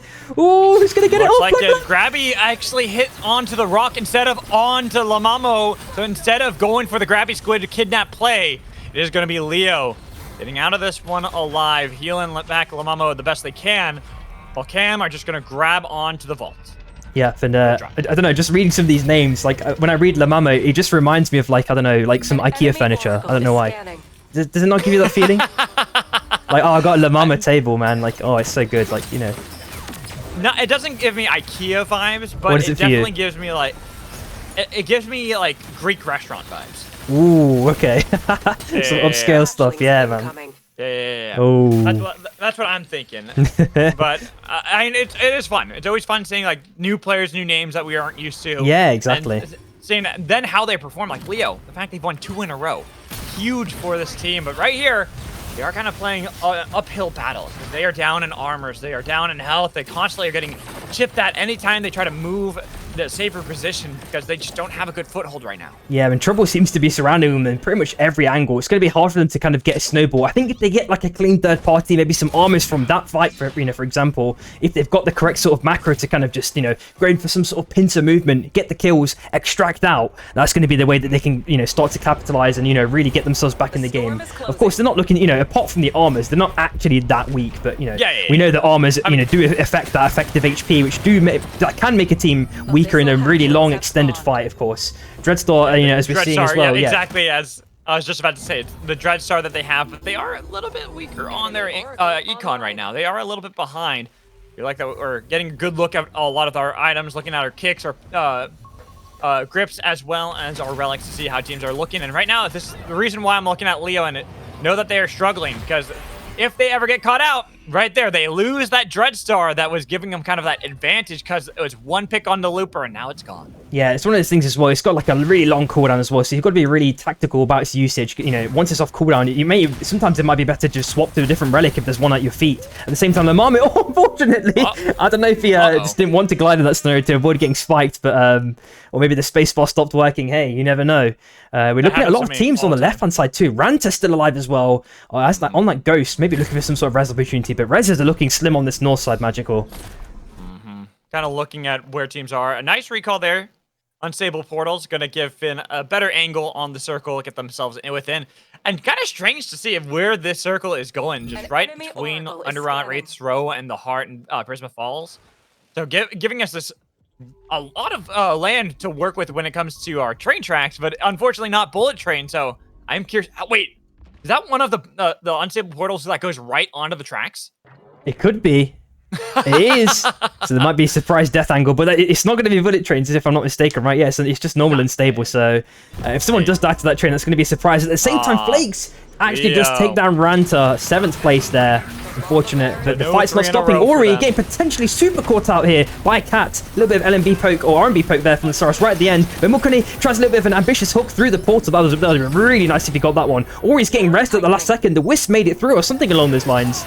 Oh, but they're sending it in. Viper, he's sending it in with the ulti. Are they Big going to be amount able of to do it damage. so close? Oh. But 081 couldn't get it, and so Cat, they eat another fish. This time the koi from the pond, leaving only one, as now it's Bird to chase him down. He puts down a portal to try to get over the wall, but they could chase that if they want to. Instead of chasing, they're going to let Atsu have that safety. But Finn, not going to be so kind. Trying to get onto the train tracks and make sure that Atsu does not have a safe path to success, as the Sunburst doesn't do much, but it's going to be all this damage coming in from the other players. Black Sea to get the kill confirmed on a koi. Yep, and on the top left-hand side, so much trouble brewing here. It looks like a Romance sends it in with the ulti, gets a decent amount of damage onto Bunu, gets a nice little knockaway, but I think he's on his last legs. LMB comes out from Black Man, trying to get that extra bit of damage, that finishing blow. Hopefully they can get it. They do get it successfully onto Romance, and Flakes is there, along with their winning, right on the right-hand side. They're trying to get Morius if possible, but it's going to be a long, hard-fought fight for those two guys, because the actual effective DPS is kind of low, especially the burst DPS, but maybe they can be a little sneaky steal here. There's not really any bushes for them to kind of hide here, so this might be a free givings to Cam right at the end. That's going to be an extra bit of snowballing for Cam. Looking at armors as well, they're looking super healthy still. And just below that, we're looking at a red team on the south side. I think it's going to be Cam or Cat. I can't remember in the scenario. Yes, Cat in this scenario. Yep. Never mind. They got it for free, pretty much uncontested. We're looking at Green Burr on the left hand side as well. We're definitely seeing them playing that kind of slow edge of circle sort of game here. They're picking up a bonfire as well, and we're looking at Cat just chilling maybe on the res. They've got their own bon as well, so nice bit of territory grabbed by each side. Oh, the hook! Oh, not enough damage. From Milk Honey right now have been massive on Burr, constantly catching them out and forcing them in these awkward spots. But props to Burr on how they've been able to bounce back each and every time, despite even losing a player here and there. Find their way to bring back up the team to full, keep themselves at gold armor fully built up. This nuke going to get rid of that bonfire that Finn had placed down. So they are in an awkward spot, still caught on that little island. Yeah, and it's one of the scenarios where if you can realize it fast enough, maybe you can get the pack in time. We are seeing some unstable portal plays as well. Nice little optimistic hook, unsuccessful though, unfortunately. And I think, as you mentioned before, if Milk Honey continues to get those hooks, it's going to be one of those KP plays to look out for, because he's kind of going to be one of those combo enablers. Especially in the tier 1 scene, something that immediately comes to mind would be like Meki Mek and Cookies. Of course, when they get that combo off, it's typically a kill. Regardless, once Meki Mek gets that hook, it's a guaranteed kill. And if players can get to that sort of level, we're going to see some sort of potential mirror talents coming across, or maybe someone that like Cookies would potentially like to coach, for example. You never know. Right. There's loads of We have seen opportunities. some really good coordination from a lot of these teams. A lot of these players really working well with one another. Leo, the fact they've won 2 in a row, looking really good as that Dreadstar. Gonna barely miss anyone on Tua. So Cam now down there, Dreadstar. Staring down Tua, and debating whether or not they want to look for this fight, because that's a lot of chip damage that comes in from Flakes over and over again. As the swamp chilling finale onto Tua. That's that coordination we were talking about. Cam looking beautiful on it.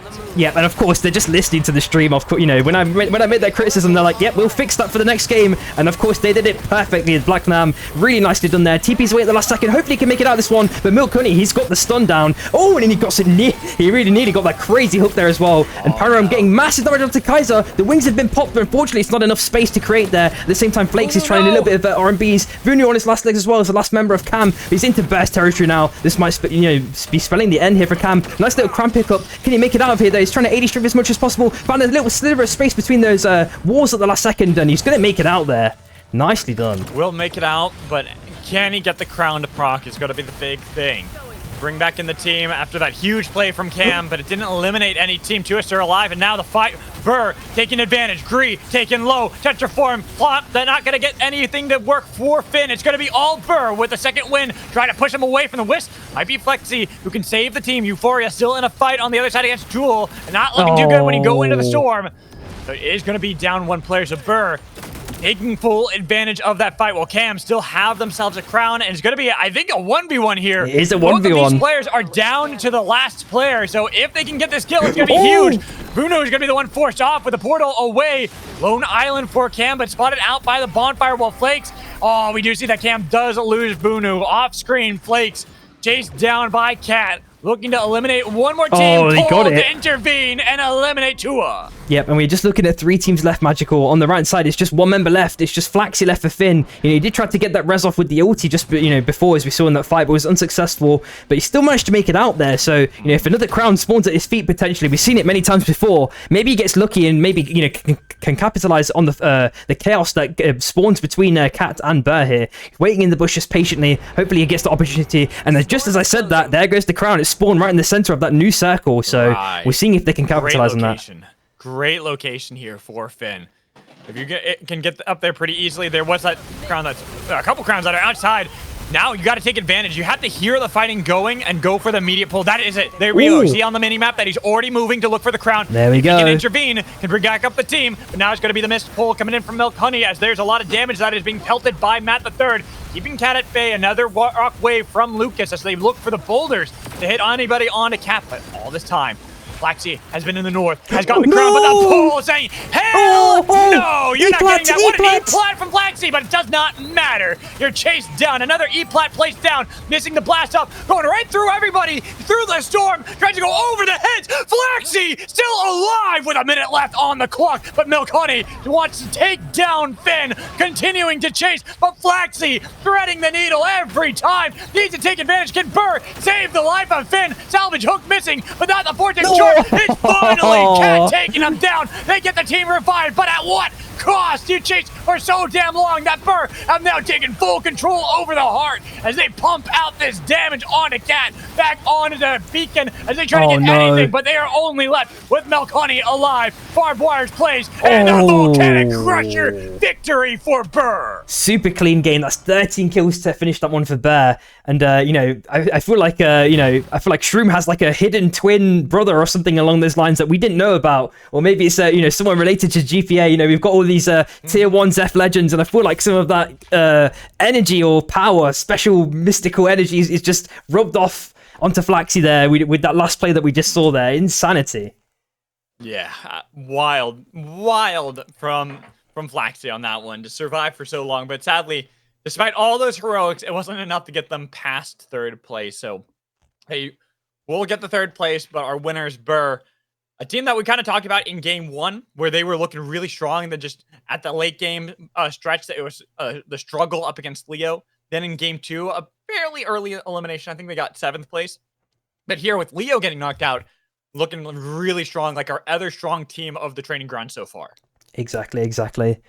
So, who's been your highlights then so far? You know, it's only been 3 games. We've still got 3 more left.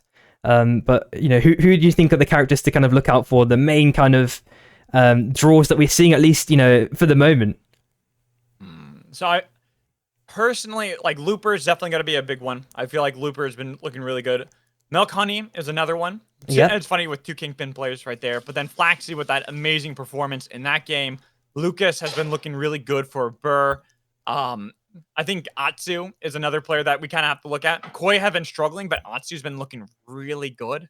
Yeah, So exactly. these are kind of the players I'm looking at right now. Yep, I think every character you mentioned was something that kind of, you know, correlated to kind of my picks if I was to kind of pick him as well. We've also seen Flakes as well. He's been surviving somehow. I feel like I've seen him in at least a couple of games. He's been there right at the end. Even if he's on his own, he's managed to somehow slither through multiple teams and evade all the chaos, maybe get a crown off now and again. So there might be some potential, you know, craziness there as well.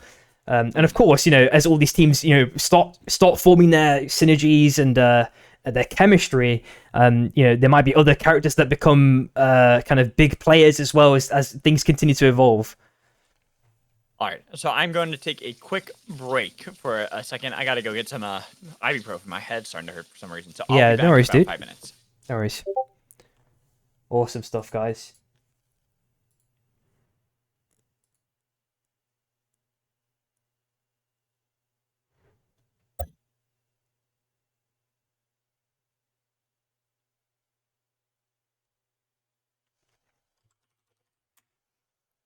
All right, I'm just gonna have a quick drink myself as well. Oh man.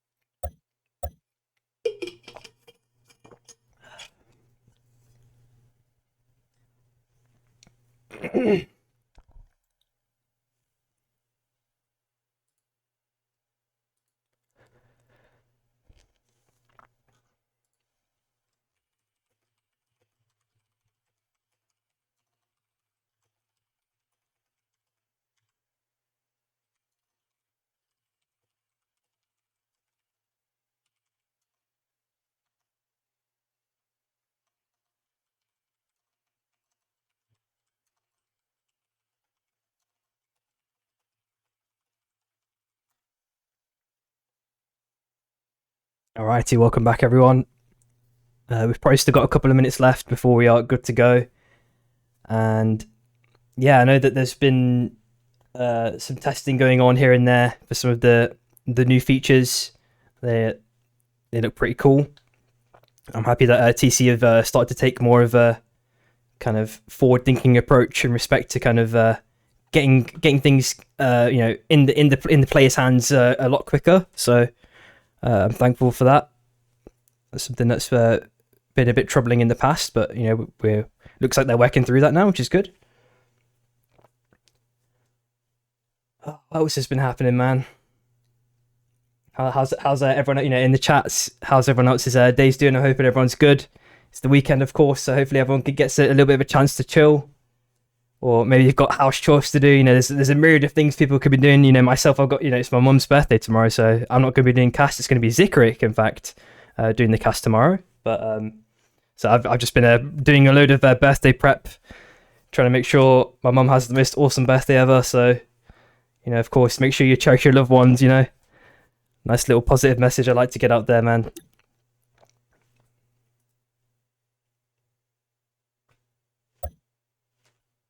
You know, I miss pizza Sunchias. I haven't had pizza in a long time. Wait, what was I that could in go for some reference to? pizza. I don't know.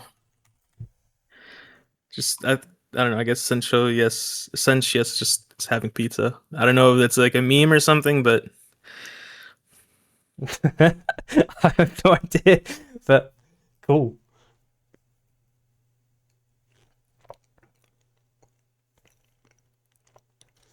Yeah, we've got a thank request you, actually. Maltox D. Um, Is that like some weird like name that's supposed to make me sound like I'm saying something wrong? wait, which name? Maltox D. Martox D. I don't know. Wait, which team? I don't think so. Which team is that on? No, they just followed. Ah, I got you. Okay.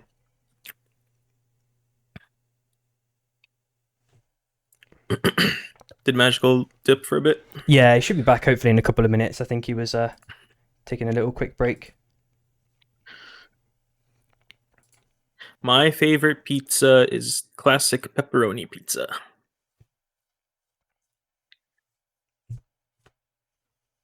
Just lots of pepperoni and slightly overcooked.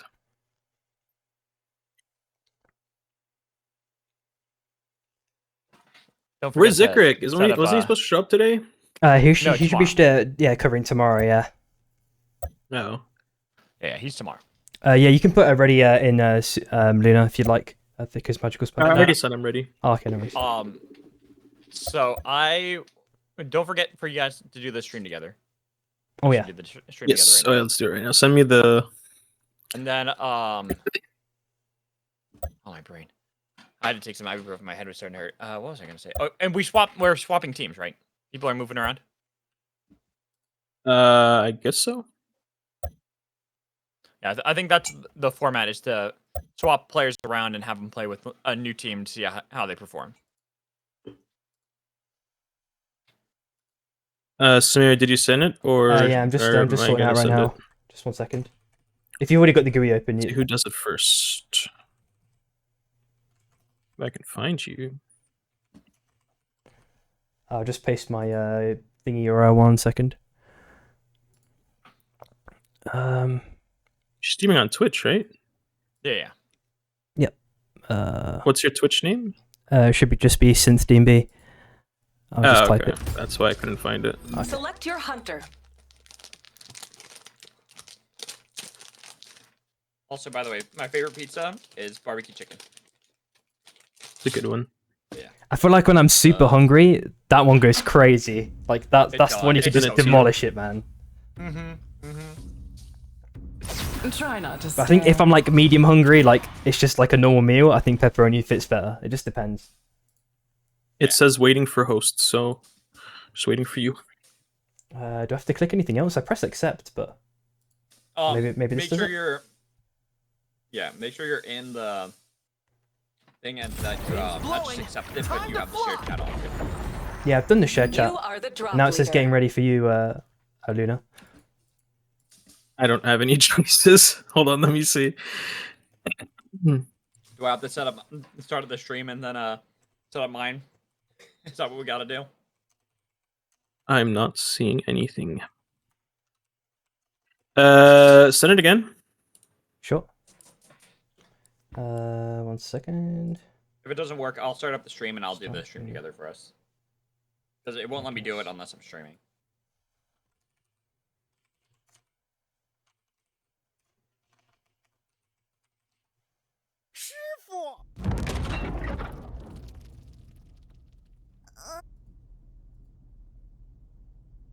Abyssal hatchlings are spawning soon.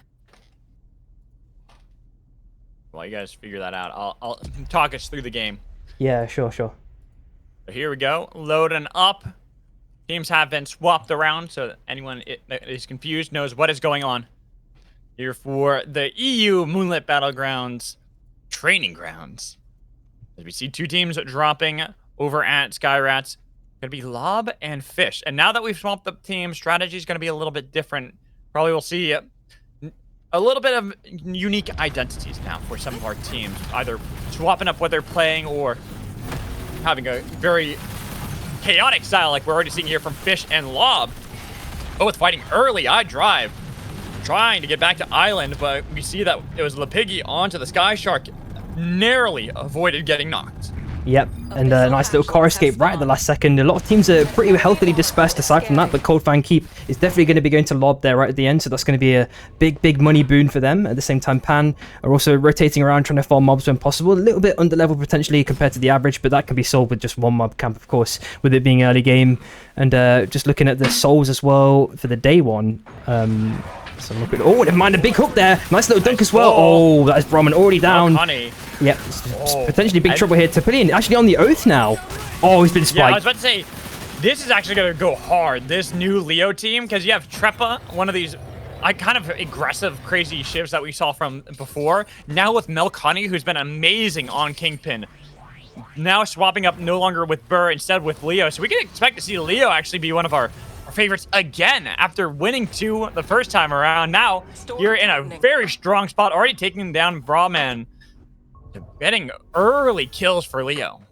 Yep, and it looks like Void is there on his own potentially. Hope he doesn't get caught out. He's on the north side though. 1 HP and 1 Slither. He's managed to get that back in successfully. There he goes, back on his on drive now. So, and they're all back as a full 3-man, which is really good. So they can pretty easily recover. But just below them, we're looking at Bear there, potentially looking for a bit of an aggressive in. Piggy doesn't get really any chance to heal. No. Already found down as well now. Drive and in this case, Gross go their own separate ways here. Hopefully they can, at least have one escape here and maybe get a res off again. But oof. Can they? I don't know. They're overheating. They're over the abyss. Nice. Reset at least with the jellyfish. And the spike back on Ori Drive against Greed, but that volcanic crusher from Greed makes it so even though it was a heroic attempt by Drive, it was all for nothing. Yep. And that's a lot of aggressive fighting actually very early on. And we are seeing potentially some fighting potentially towards Imotech, kind of in the engine section. But I'm not sure if the other team have found each other just yet, but I think they've seen the audio cues at least. They've probably heard that dual dash. Core looking super strong with those armors. And Pan have already been outed, unfortunately, last place. But the fight's not stopping there. Oh, nice real mega punch there. Insidious has to dash back at the last second. Kappa already had to pop the fuse star, basically getting 0 value. Maybe a little bit of zoning, you could argue. And they really need to kind of jump ship ideally because, they got a little bit of poke. But the armor difference is kind of scary, but they have the level advantage, of course. Yeah, this Ka team goes hard as well. Wow, on the bottom side, look at the action brewing there. Cops already finds Euphoria as well. And Ori's trying to dash away at the last second. Can he make it out? Beat gets spiked. Oh no, it's just Greed last alive now. Uh-oh, and Greed, I'm looking at where the respawn beacons are. There's the one in the desert, but that is not a very safe one. And the recall, you got a couple seconds left. Oh, no, he gets they away. didn't check the bush. Very, very nice little lucky escape now. And those level 7s, those ultis that were off cooldown just at the start of the fight that we just saw just not too long ago, are going to be off cooldown again. So those level 7s are now going to be, that extra boon again. But it just depends on if they get that right type of engagement from the right type of angles. No one gets spiked or, something weird happens to them that makes the fight go sour. At the same time, Boon has already been found dead as well. Leo looks like they're trying to get Kaiser down. They do successfully kill him. So I believe it's only 1 member left now for Camp. It's going to be quite troublesome. The Hot's not too far away for Res though. So things are still relatively optimistic for them. At the same time, a nice aggressive dash by Vipero. They've been constantly fighting here. Dudzer is going to be taken down. Second win to try to push back the real Capicons, but he is just going off on that Fusillade, trying to revive Dudzer, avoiding the flex. No, went right into it, but now Cat, they heard the fighting. Dudzer so close to being revived. Insidious is on the other side. They're going to be able to bring back the real Capicons, and now they're going to try to see if they can fight. Well, it's Ka who have been separated. Oh, no. Dudzer's down again, but they still got the real Capicons on the escape. And keep in mind, they also had one more player go up into the north, so they still have a way to get out of this fight. Yep, I'm sure I've seen it before from Cat, where they just get like a really nice clean third party. You can see that they've really bided their patience. Maybe they've watched tier 1s before and they've kind of absorbed some of the kind of macro knowledge already. Because I feel like it's a very like tactical, maybe like Tom Kick-esque play where they just wait for a really clean third party, surgically execute it, get those free pickups. And of course, just continue their snowball. And then when they snowball enough, at that point, Magical, they can just go in and actually send it in, start off the fight, because they're so far ahead of other teams. Oracle online. Warning. Yes, we are oh, and anyway, but here. Oh, with no health too. That is risky, but That's got a full very send. lucky. Oh no, you didn't get lucky. I thought you did, but Tua are here. That respawn beacon is not safe, but at least you didn't jump right next to a team. Yep. And I guess both of us kind of need to refrain from the Hawk Tour jokes, I don't know if that is part of the tri-code here. I'm not too sure what's going on with that one. Maybe could someone illuminate me on which animal that's supposed to be? You know it's the Hawk Tour. Okay. Come on. So it's the Hawk then, right? We're not dumb. we know the meme. Like But I honestly think it's okay because this is fun. We're enjoying the event. We're watching some new players playing, and we get a nice primal slam to lock down Matt the Third. That hoodie gone. Oh, really clean stuff. And on the top right side, oh my god, that's 3 teams there. So much chaos brewing there. Nice little dash at the last second from by VivEUcamp. But Ranter sending in with those LMBs. He's got so much damage. And one really nice Occult Rogue, and hope they can follow up with another one. Nice little ulti at the last second. Oh, they're all on super low HP. I feel like if it was Shroom or something along those lines, he'd just send it in because they're all really huddled up there. But nice Vortex Charm could really seal the deal. Atsu making it out as well at the last second. That was a very nice flux there because that actually stopped HYE from chasing any further because once that landed, they were rooted. They didn't want to get salvoed immediately afterwards, giving a double dash back over to Atsu, who gets out of there easily. And now back over to Mana Coils. Koi are fighting as best they can, but they've already been pushed out of the Mana Coils. They've lost Matt the Third again, who just got respawned not too long ago. They've been sent into 2 different directions. Looper forced to grab his squid to safety. Yeah, it just feels like the chaos has just been amped up. It feels like, as we said, a lot of teams have maybe just become a lot more comfortable. A nice little crowd pickup, but he gets spiked straight afterwards. Chiquita with a nice little pickup there. But Flaxy might be in trouble potentially. A nice little hook at the last second. Maybe he can even things out here. Can he get those enforcer LMBs? In fact, he gets spiked. No. So, it's just Looper left. Looper has pulled off miracles before in other games, but this one is looking really difficult because this is crowded. We have so many teams still left. Leo pushed into the Mana Coils, and they've already gotten cops. They've got the push onto the other side as well. They're playing aggressively. They've separated the 2 teams. Oh, they're no. trying to see if they can revive. Not going to be able to it. get it. Yes, no, they do. Cops is back. They've got damage on the Carlos. They're trying to take down the Magnus. Magnus is gone. Now it's going to be Milk and Honey, but they got on the other side Treppa trying to defend. Chiquita doing a great job of trying to get the attention of Leo, but now that the Lions have noticed their prey, they try to see if they can take down the bunny. It's going to be easy for Treppa to get them. And then with Ka showing up out of nowhere, it is going to be Lob getting themselves out of there while Leo have to deal with Ka right in front of them. They've lost the monkey.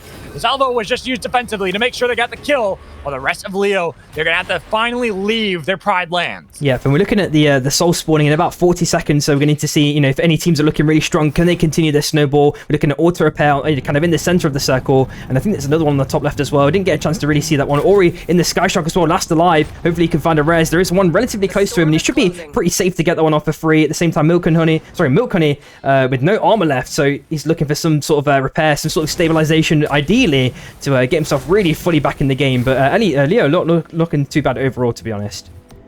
Yeah, the fact that they still hold on to a lot of their gold armors, they can get the repairs that they need to inside of Molten Fortress and Chaos Steps, but this is going to be quite an interesting circle that we have for ourselves. Going into the lava, and with a little bit of a display, Ori, nice! Taking down Lamamo, who overcommitted onto Ori.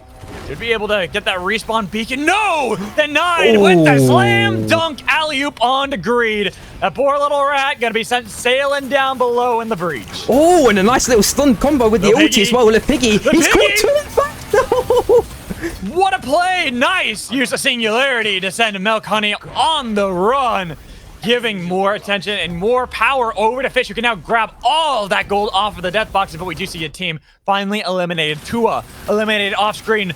Cops is now pushed back into the storm to fight against Dudzer, but Dudzer makes sure they leave Cops with only one. Never mind, because Ka take out Lob. Yeah, I was just looking on the minimap. They were so scattered in the zone, taking so much damage. And of course, if there's any Ghost LMBs coming out into the zone, it's extra damage. The fight's not stopping there. We're looking at High and Core with their own fight. He gets the snipe. Actually finds Dowser even after the dash. Really, really clean play there. Great second win there from Ka. Vipero consistently playing well on this Zep as well. We didn't really get to talk about them that much, but doing a great job with the teams that they've been a part of, really keeping them alive and keeping these fights so even. But now HYE, always get that mixed up. They are only with one player left, Insidious. There's not really a good respawn beacon for them to utilize. Ka continue to chase all the way down into the desert. Yep, and there's 2 ghosts here. We're looking at Ori. He's like not had the chance to revive at all. And Insidious is, has been chased continuously. I think there might be a dual chase into a potentially different dual chase here, depending on how they play these bushes. Maybe a surprise cheese spike. There's no bushes on the island, so Ori's now been found now by Core. Hopefully he doesn't get spiked in this scenario. Dashes through the wind ring at the last second. Can he do any more in this scenario though? Gets spiked, unfortunately. That is Burt outed. 9th place. Insidious baited it in the kills and got rid of Burr. So hey, look at me. Aha, there's this person instead. But also has now baited in Call all the way into this fight against Fish. So Atsu taken down by Singularity as the Crows, they take flight to try to get away, but only one manages to do so. Very, very nice clean play there with that battle gum to get the pull in. We're looking at Dragon Breath rounds on the north side as well in about 40 seconds-ish. So that's a potential pickup. Trepper, last alive, he picked up a crown, 1 minute 20, so not potentially that long left. Is pretty isolated as well, but making his way into the zone as well. There's going to be a bit of that corrupted zone, but as that continues to kind of collapse, he'll find a bigger pocket of space to potentially stay safe in and get that resolve successfully. Maybe even pick up Dragon Breath rounds for himself. Could do so. And looking at Insidious, the slow-low survivor for HYE locked into the outpost, and now finally taken out. Yep, and it looks like there's a little bit of dancing here. Oh, the piggy actually found dead already by a Koi here in this scenario, and Gross and iDrive are trying to find a res if possible, but as we said before, on the bottom left-hand side of the map, there's barely any res locations. There's about 40 seconds left for that crown on Trepper now. He's walking down slowly on the south side as well. We are looking at another crown pickup as well. Boxer's attempt by Trepper. Is he going to be successful is the question. It gets cancelled at the last second, so he's going to have to keep 80 strafing. Maybe try it again potentially. I don't think Cam are going to actually stop this one again.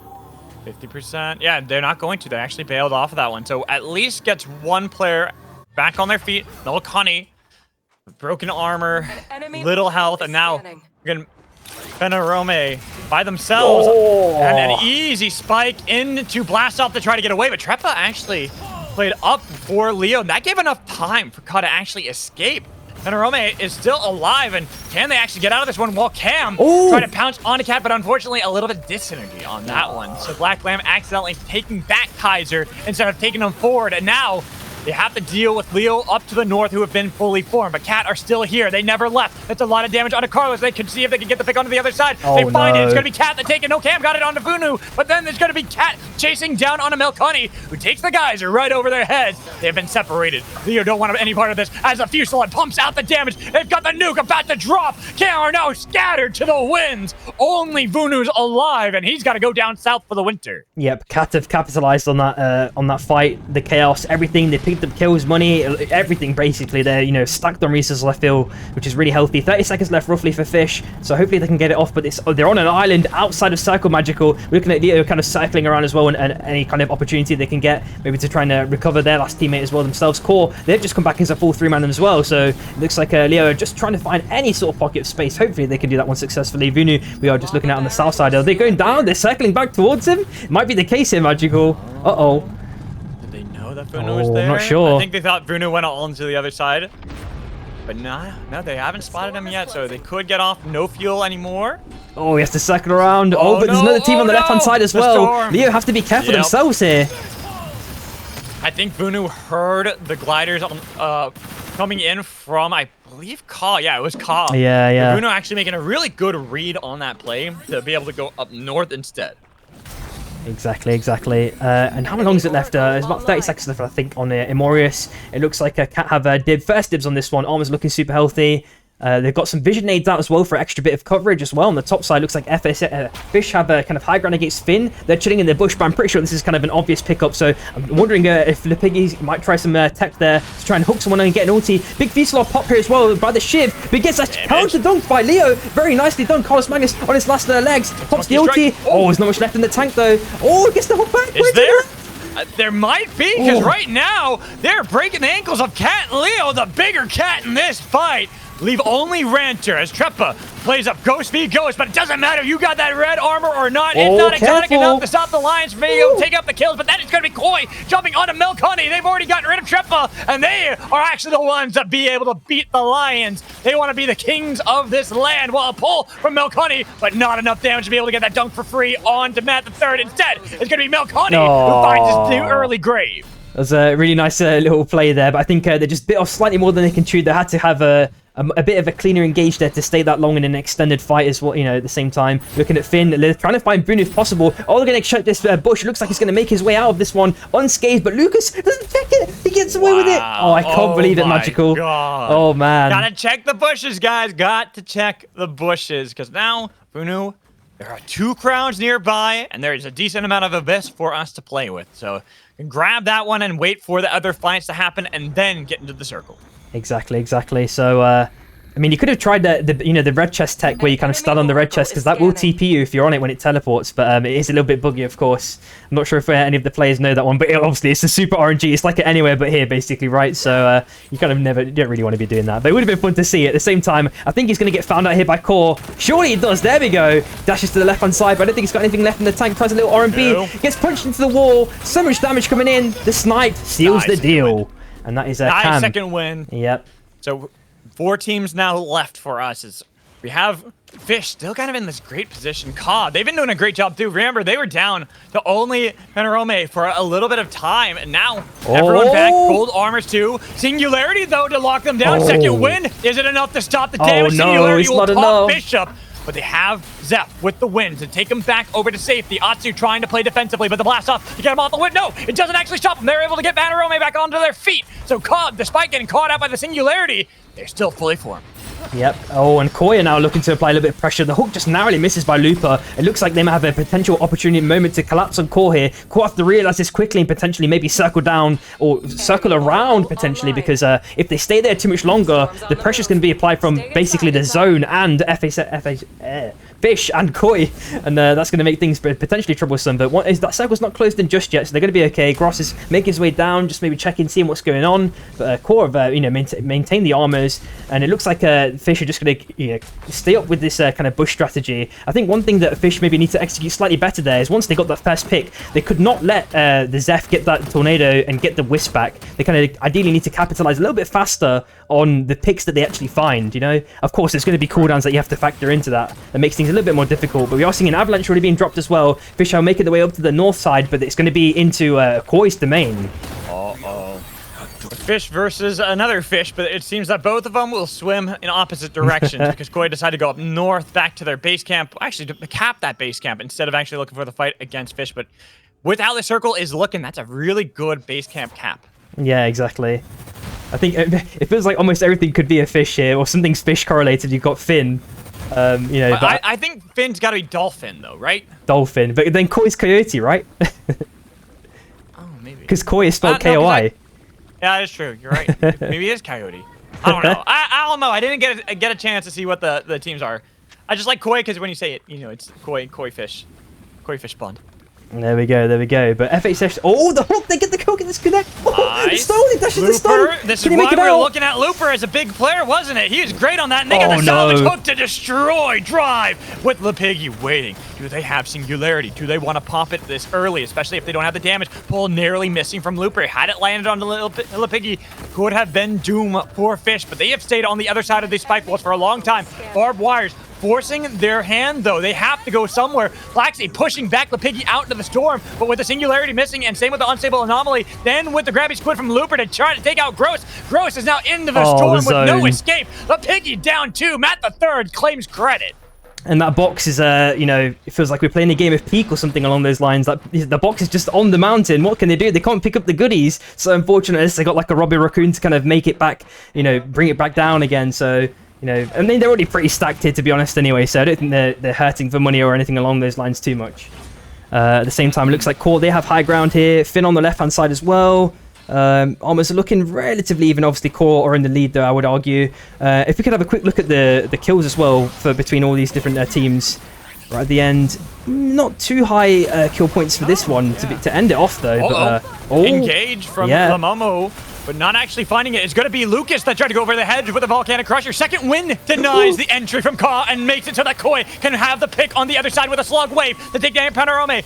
Vipero is trying to revive their Bishop. Has gotten so close, but despite the fact that Finn, nice knockback. Vipero's gone. Atsu's the last one left for Ka. The Crow sailing solo, hoping to revive the rest of the team in some sort of miraculous play. But when you're surrounded on all fronts, you're overheating. You can't soar too high because you'll crash back to land like Icarus did before. As Ka have been eliminated. Koi, Finn, now the last 2 left. At the third, putting down some suppressive fire, while Finn will stay on the other side of the large rock.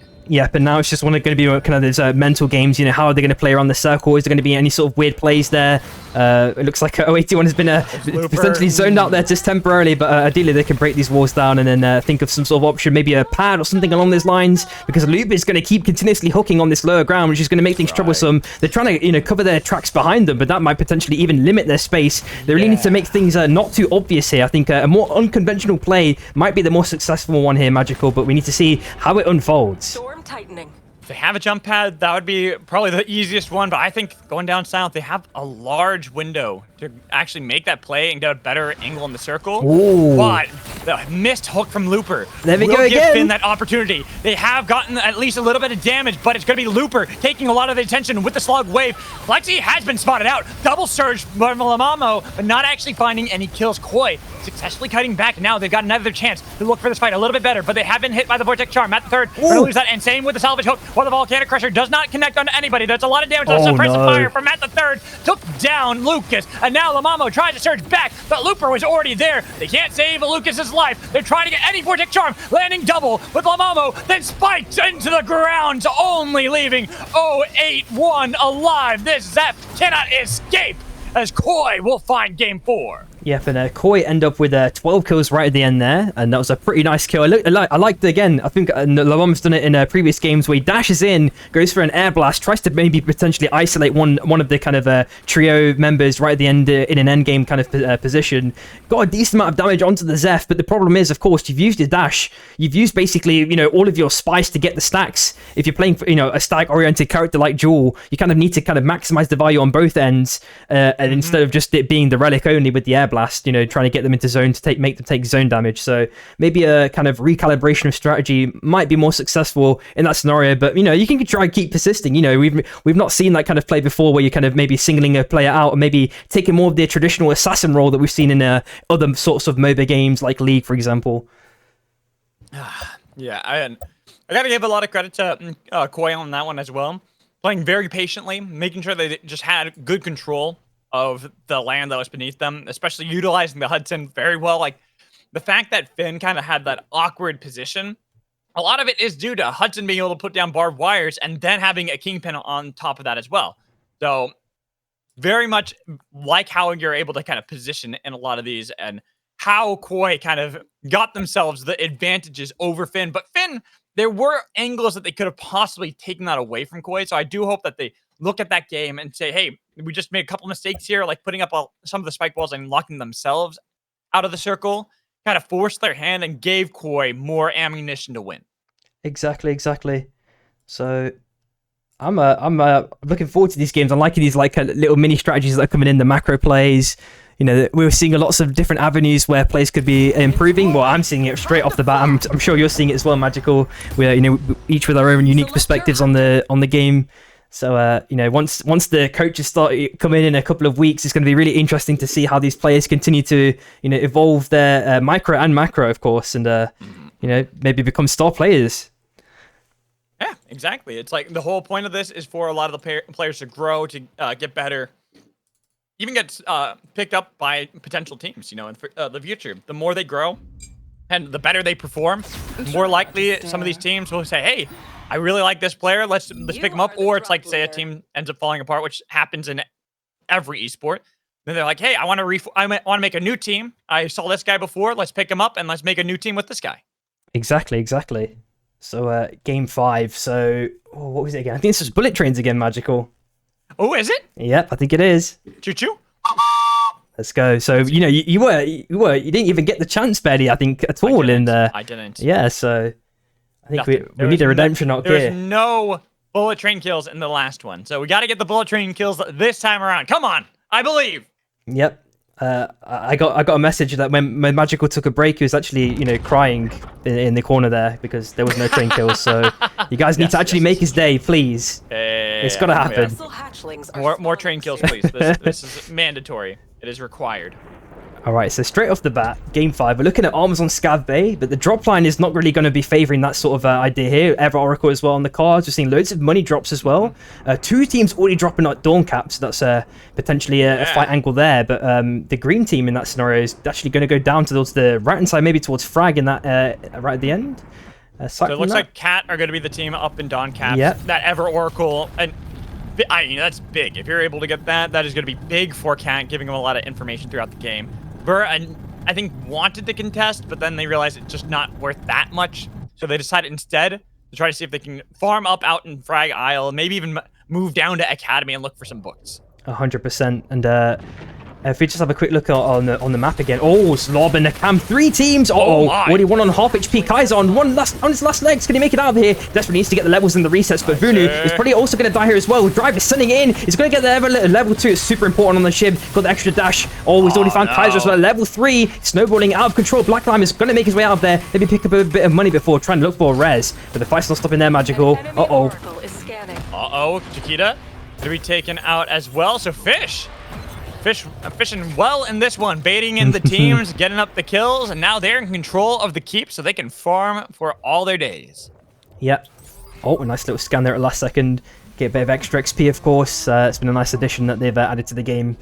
It's not that instrumental, of course, in the later stages, but it can be a potential deciding factor, especially if you're like a level 2 and you need the level 3 to have your full kit to actually do some things successfully.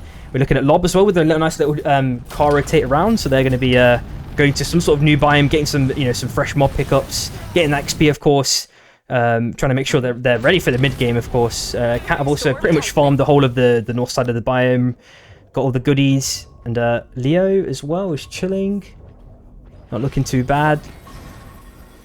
Apart from that early combat we got, things have been relatively chill actually this game. I was about to say, literally just had that one fight down in Cold Fang. 3 teams that were there had to only left 1 that was actually in control, and that was Fish. Lob, they had to get out of that one, go farm elsewhere. We've been told like Cam, another one of those teams that barely managed their escape. Then there's also Finn that were right in, I believe, Skyrat's run. That could have possibly looked for a fight against some of these teams fleeing from Cold Fang. But they're only level 4, so they're actually a little bit behind the curve as well. Yeah, exactly. So they're going for an insanely long rotate, maybe towards Prisma even, but we do see Pan in that scenario already maybe looking to scan and farm it up. So mobs are potentially still need to be contested over here already. So Finn, I really need to be ready for that and kind of have that idea in mind already. They probably saw that the scan went off, so they probably know what's going on in that scenario. We're seeing, of course, all the teams outside of the circle already trying to make their way in where possible. Leo and HYE are already kind of joining up potentially. We're looking at a Felix pick up for Insidious as well. He gets the hook connection, nice Magical. Ball. The stun combos. Into the kill on Insidious, who's swapped over to blame Felix, but there was going to be the pick on the other side. Carlos is down. Dunzer still playing, and look at the real Kappa. 1v1. Someone's getting eliminated. It's Leo. And you could tell that Kappa he was riding that adrenaline insanely. He couldn't control his mouse afterwards. He was, 360 spamming and all sorts, man. When you get that full wipe, it's just such a... Oh! There you go. Lucas! Not paying attention there. We saw that one. We filled the quota, Magical. We filled the quota. But going back to that fight, Leo, and a very uncharacteristic early exit for them as a team. Big plays, though, from the real Capagons, especially. Like, great look on that Chiv. Hit level 7 after getting that the 2 kills that then turned around. Cam, are you paying attention? They're going to be okay in this scenario. It looks like Magical, but if they stay too long on the right-hand side, it could spell trouble. Looks like they're going for the train stick instead, of course. So that's going to be hopefully a safe rest for them, and maybe a rotate around into the new zone maybe for the next day or something along those lines if they really need a slow reset. But it looks like another bit of action's brewing here. Kolo already found dead. Miazim already found dead as well. 1-for-1 exchange, it looks like. Ranta gets the kill onto Brahman as well right at the end, and there's a nice little oh no, that should go for the Wisp Stomp, so that's really good. But the Heart's not too far away, of course, Magical, so they're going to be able to get that res probably uncontested. It is a Heart res, so it's a little bit longer. Could get interrupted, and even if you're able to resurrect, it might actually be dangerous too to try to get out of that one. But back in to a fight here, it's going to be HYE. They were able to beat Leo earlier. Now they are beating up Lob. Chiquita over the Abyss. Chased. Arcane Railgun finding almost the kill, but it was actually turned around by Insidious and HYE. Yep, and looks like Pan did get that res off successfully, so they're back. Everything's looking chill. Cops actually died to the world there. I'm not sure what happened in that scenario. It was one of the bomb mobs there in Vanegrove or something along those lines. Did not see that though, but we are looking at Pan getting those armors, hopefully in time before core. We're looking at Panorome. Is he going to get a massive ulti punch? And surely it's an opportune moment. There's so many walls. Yeah. Please. Wait a minute. Wait a minute. Tripillion is going to be the first casualty. Brahmin with the blast off, the punch from Panorome to push him back towards the team, but the rest of the team was actually looking for the pick, and now it's going to be the blast with the bombs to pick up the elimination onto Pan. Yeah, I felt like they got so like shocked and surprised. It felt like they just didn't know what to do in that scenario. They were just like, you know, just a deer stuck in headlights. They just couldn't control like their emotions as it just overwhelmed them in that scenario. Very unfortunate there, but we are looking at BR and Core now. Core, I mean, I feel like they've always had good armors. Every game when we're looking at them on the cams, they're just stacked. It feels like. Yeah, it really feels like they're always in control and how strong they're looking, moving around everything. But gotta look now back over to the tracks. Tua, we're on it. And I almost thought maybe they could have gotten punished for that one. This circle is pulling us away from the tracks momentarily, but of course with bullet trains, it will eventually hone back in onto the tracks. I'm curious to see where we're going to go from here, because outside of Ion Acres and Site 38, Fish, HYE, even Tua down south, HYE, feeling really confident in this game after that successful victory in this fight against Leo. Now try to go against Drive, but it's a Singularity missing. Lepiggy, though, has that anomaly to make sure they get rid of Insidious, so the Engager's down, but Tua from the south intervened. They found the spike onto the true Kappa Gods. That's going to mean that Fish, even though they were beating up HYE, they have to now deal with Tua down south. Yep, and it looks like Tua trying to play this one very, very cautiously because they know that, you know, if they get Void comboed, they're pretty much insta-dead here. But of course, it's been on cooldown and they didn't get a full squad wipe, so it's definitely still going to be on cooldown if I'm not mistaken. Lob are also applying a lot of pressure onto Hyenas, of course. They're making their way up to the north side. They're going to probably find their way out without issue, I think. But it is Cobra, about 10 seconds left. The dunk comes down though. Actually a full send right at the last second. Cops sending in with his LMBs. Insidious already on low HP as well himself. Dowser there sending the LMBs in return to the Cops. Who's going to die though is the question. Magical. Oh my god. James is connected. Now it's take time. You actually want this fight. It didn't get the guards, just barely not getting them. While we did have two fall from the Hyenas. It does seem that Dudzer can get back into town and revive the team.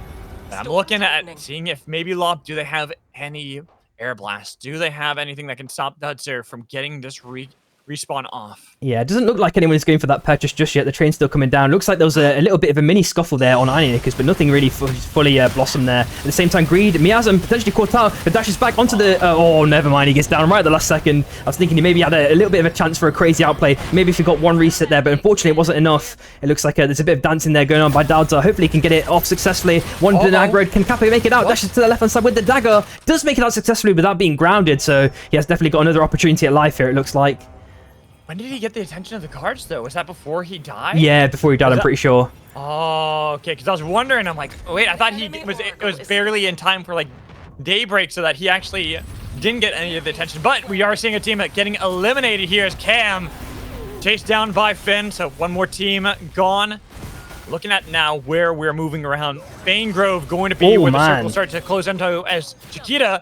They had beaten HYE before, but it seems the Hyenas are now feasting on them, taking them down. Only one player left. Yeah, we just see that brawl there, kind of in the center of Vanegrove, maybe just chilling in the bush. We're looking at the Soul as well, potentially up for grabs. LMBs and RBs are coming from every direction onto that meteor beast, but who's going to get that ever important last hit to take that one? We're looking at, it's definitely going to be Burr. I think in this scenario, there's one on the ground there, but I think they've all picked it up now, so there's a very nice little bit of extra strength there that Burr have accrued.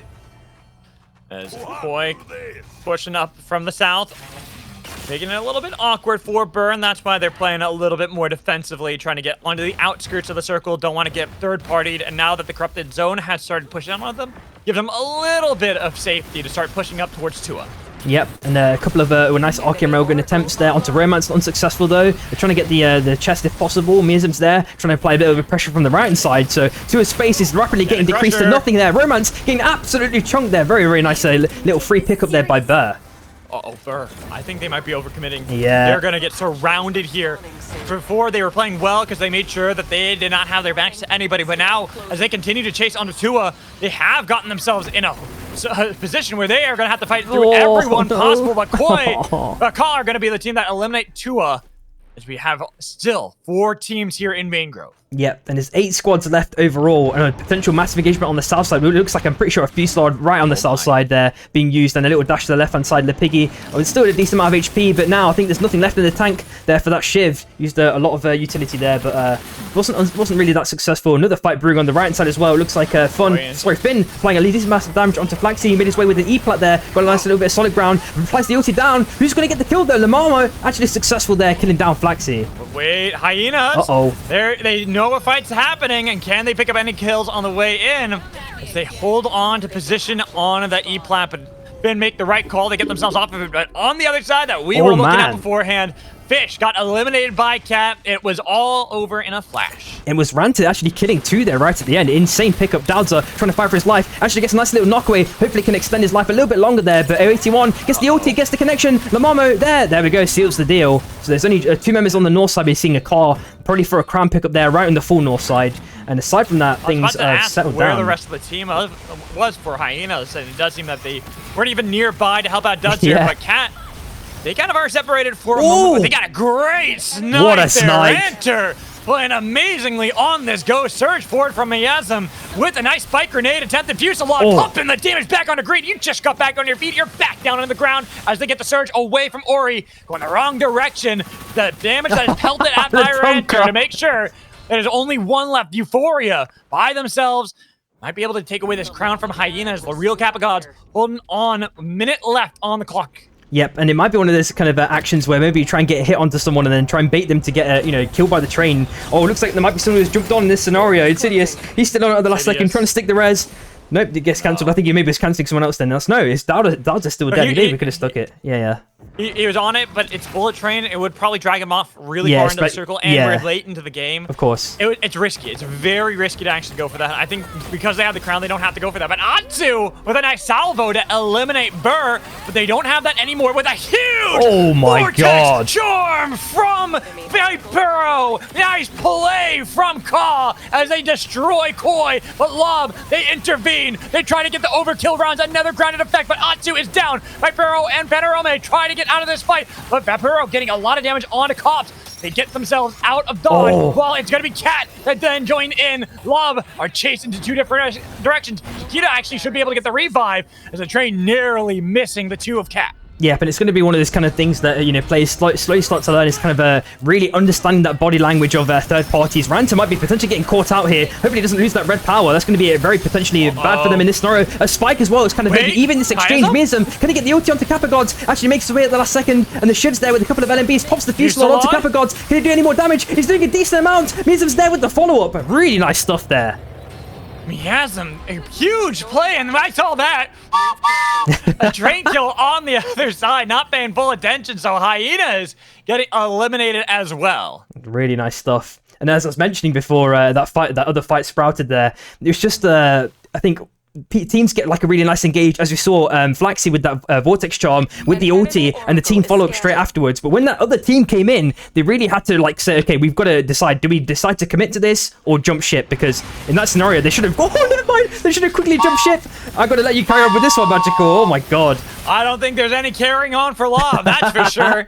Losing 2 to the train and then getting chased down by Cat as we have a fight outside in the storm. I think they were trying to interrupt a respawn beacon, but they got themselves way too far out and a lot of free damage. Yeah, they stuck the rest. They stuck it.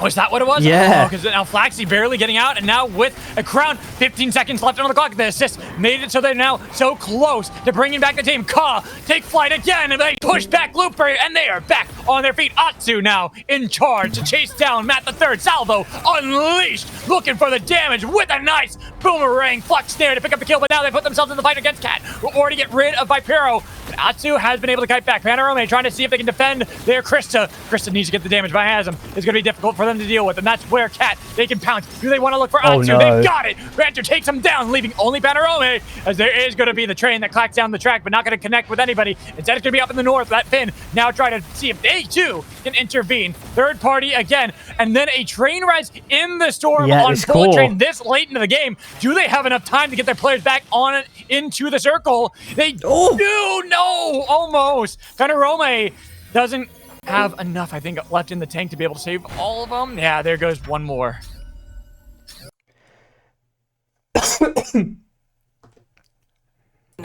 Alrighty, so...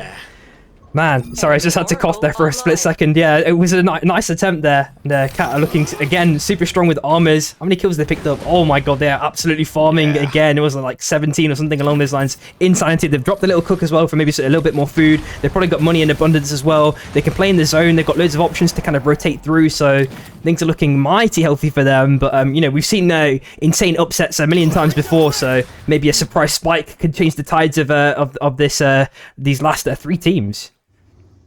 Another crown for Panorama as well. Holding on to that for Ka and their hopes in this game. While Finn, Cat, they've still got strong footholds. I feel like Finn have the best angle. They've already been able to set up some decent chonkers. Their base camp as well. Vision control bot, nice. Oh, a double nuke. I think a little bit of miscommunication on that one, but they do delete the base camp and take away some of that control Finn had. Yep, and it's kind of like, you know, if you've got to get rid of a tough stain, you've got to use 2 nukes, not just 1, you know, Magical. I've heard this ancient wife's tale, you know, it's got to be repeated time and time again. Got to use double resources whenever possible, man. You got to flaunt your wealth, man. How else can you do it? True. Very, very true. Show off that you're the top dogs right now, because Cat, like we said, they have been feasting well. Yeah, it's a mental game. I want to see how many kills like Finn have as well, because Finn have been a part of a lot of fights as well. So I feel like they're doing decently, probably in the double digits for kills themselves. Yeah, it wouldn't surprise me at all. But they are chilling in the bush. Surely Ranta checks this one. There's no way he just blindly walks in, especially with a Tetra there. Just slightly mistimed, dashes away at the perfect opportunity. 0-1, he's going to get caught out there. Wait, they're still fine. They've been able to get out of there. They survived that one. Finn nearly had the pick on a Ranter, and having the double bullet that landed 2 to get the root almost gave Finn that opportunity, but Ka, I feel like that fight from them makes it so that Finn don't have that easy fight against Cat. And now Cat has been able to reset the fight, reset their armors, reset control. Nuke sent at Finn. Finn separated. Lamamo not with the rest of the team. Oh my god. Outskirts. Does he go for the play on Amazem? But Amazem already took down Zeb, and they get Lucas leaving. Only Lamamo. He's got to go for at least something, anything, to get out of this storm, but he is getting chased on all fronts with a barrel right beneath his feet, barely avoiding that one into the rings, but now it's going to be Ka's turn to fight against Cat. Both of them waiting. Who makes the first blow? With the root, it's going to be Cat pouncing onto Ka. The Crows down to their bishop, as now they look to see if they can get Vipero, but the train narrowly missing onto Korean Shift, as they still have the play for Cat in control, but with a crown for Lamamo. Playing on a jewel that can be reset city for the team. Second win, getting a lot of damage, but still Lamamo down in the middle. They're going for the Eye of the Storm, but which direction you go? Go for Atsu. Found that as an easier target, but not really, because you still have to fight against them as Vipero keeps them pushed away. No pickup onto the drop. Instead, it's going to be Atsu who dies on the other side. Well, Vipero needs it. The train collects down the tracks, and guess what? Ka, they're the team that benefit from the kill from the bullet train. As now it's a full-on 1v1 fight between Ka and Cat. Yeah, and of course with those trains coming down so fast, and there's only being 2 islands, especially if the nuke's coming out, I was about to say, yeah, there goes the nukes. That's going to force Core potentially into a really precarious position here. They're going to be both outside of the circle, but potentially Cat can now rotate up to the north side where that crown currently is, and that might give them the potential advantage. Vipero's already reset the armors. Atsu probably looking to do the same. There we go. So nice little bit of stabilization there right at the end. Vipero obviously with the nice opportunity, getting that crown kill, kind of forcing the duel, I think it was in that scenario. There's a pad drop as well by Ranta, trying to get a little bit of cheese damage, maybe temporarily split up core. Vortex Charm's already been dropped with no value, but I think Cat want to play this one super duper safe here. They do not want to drop the lead. All of these kills that they've accrued, of course, the points, extra points. You've got to take it serious here. Oh, it was close, Magical. That was so close. I was watching that one with bated breath. God did not get baited into that one, but Ka still are behind the curve of Cat, who are really on top of it. What a spike! That gives control over to Ka, as now they are down 1 player. But they've already used a lot, trying to get some damage onto Ka, but Ka can now reset, get themselves to safety. But is it going to be the crown that is picked up by Cat? I'm looking at where they are, and where's the crown? It's on that little island on the other side. They can easily get to that one, but do Ka try to intervene before they can rotate around? Seems like they are a little bit late. A nice flux snare on a Rancher. They've been staying safe. They've been staying away. Rancher has been sent, and Atsu tries to stop it. That's a spike grenade getting damage onto Atsu. Crown picked up. Not yet. It actually went onto the other. There it is. Rancher has picked it up now. A shift. Gets back to the little island. Atsu still playing aggressively with these flux snares, trying to see if they can get it around with the magic reactive burst. But it is going to be nothing that is picked up just yet. Ka, instead of getting back over to their main land, trying to drag and a kill on a Rancher, pushing him into the storm. Not getting enough damage. Maybe hitting an arcane railgun, but it's going to be the Fusillade, pumping out damage on a Ka. They stay safe again, reset the fight.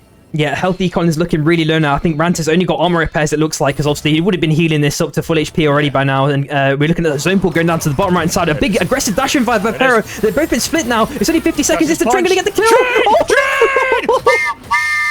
Rancher, the hope for Cat, runs right into the train, as now only Shiv 1v3 can't make it out alive on this one, surrounded as Ka will take game 5. Yep, and if we just have a quick look at Core, see how many kills they roughly ended up with.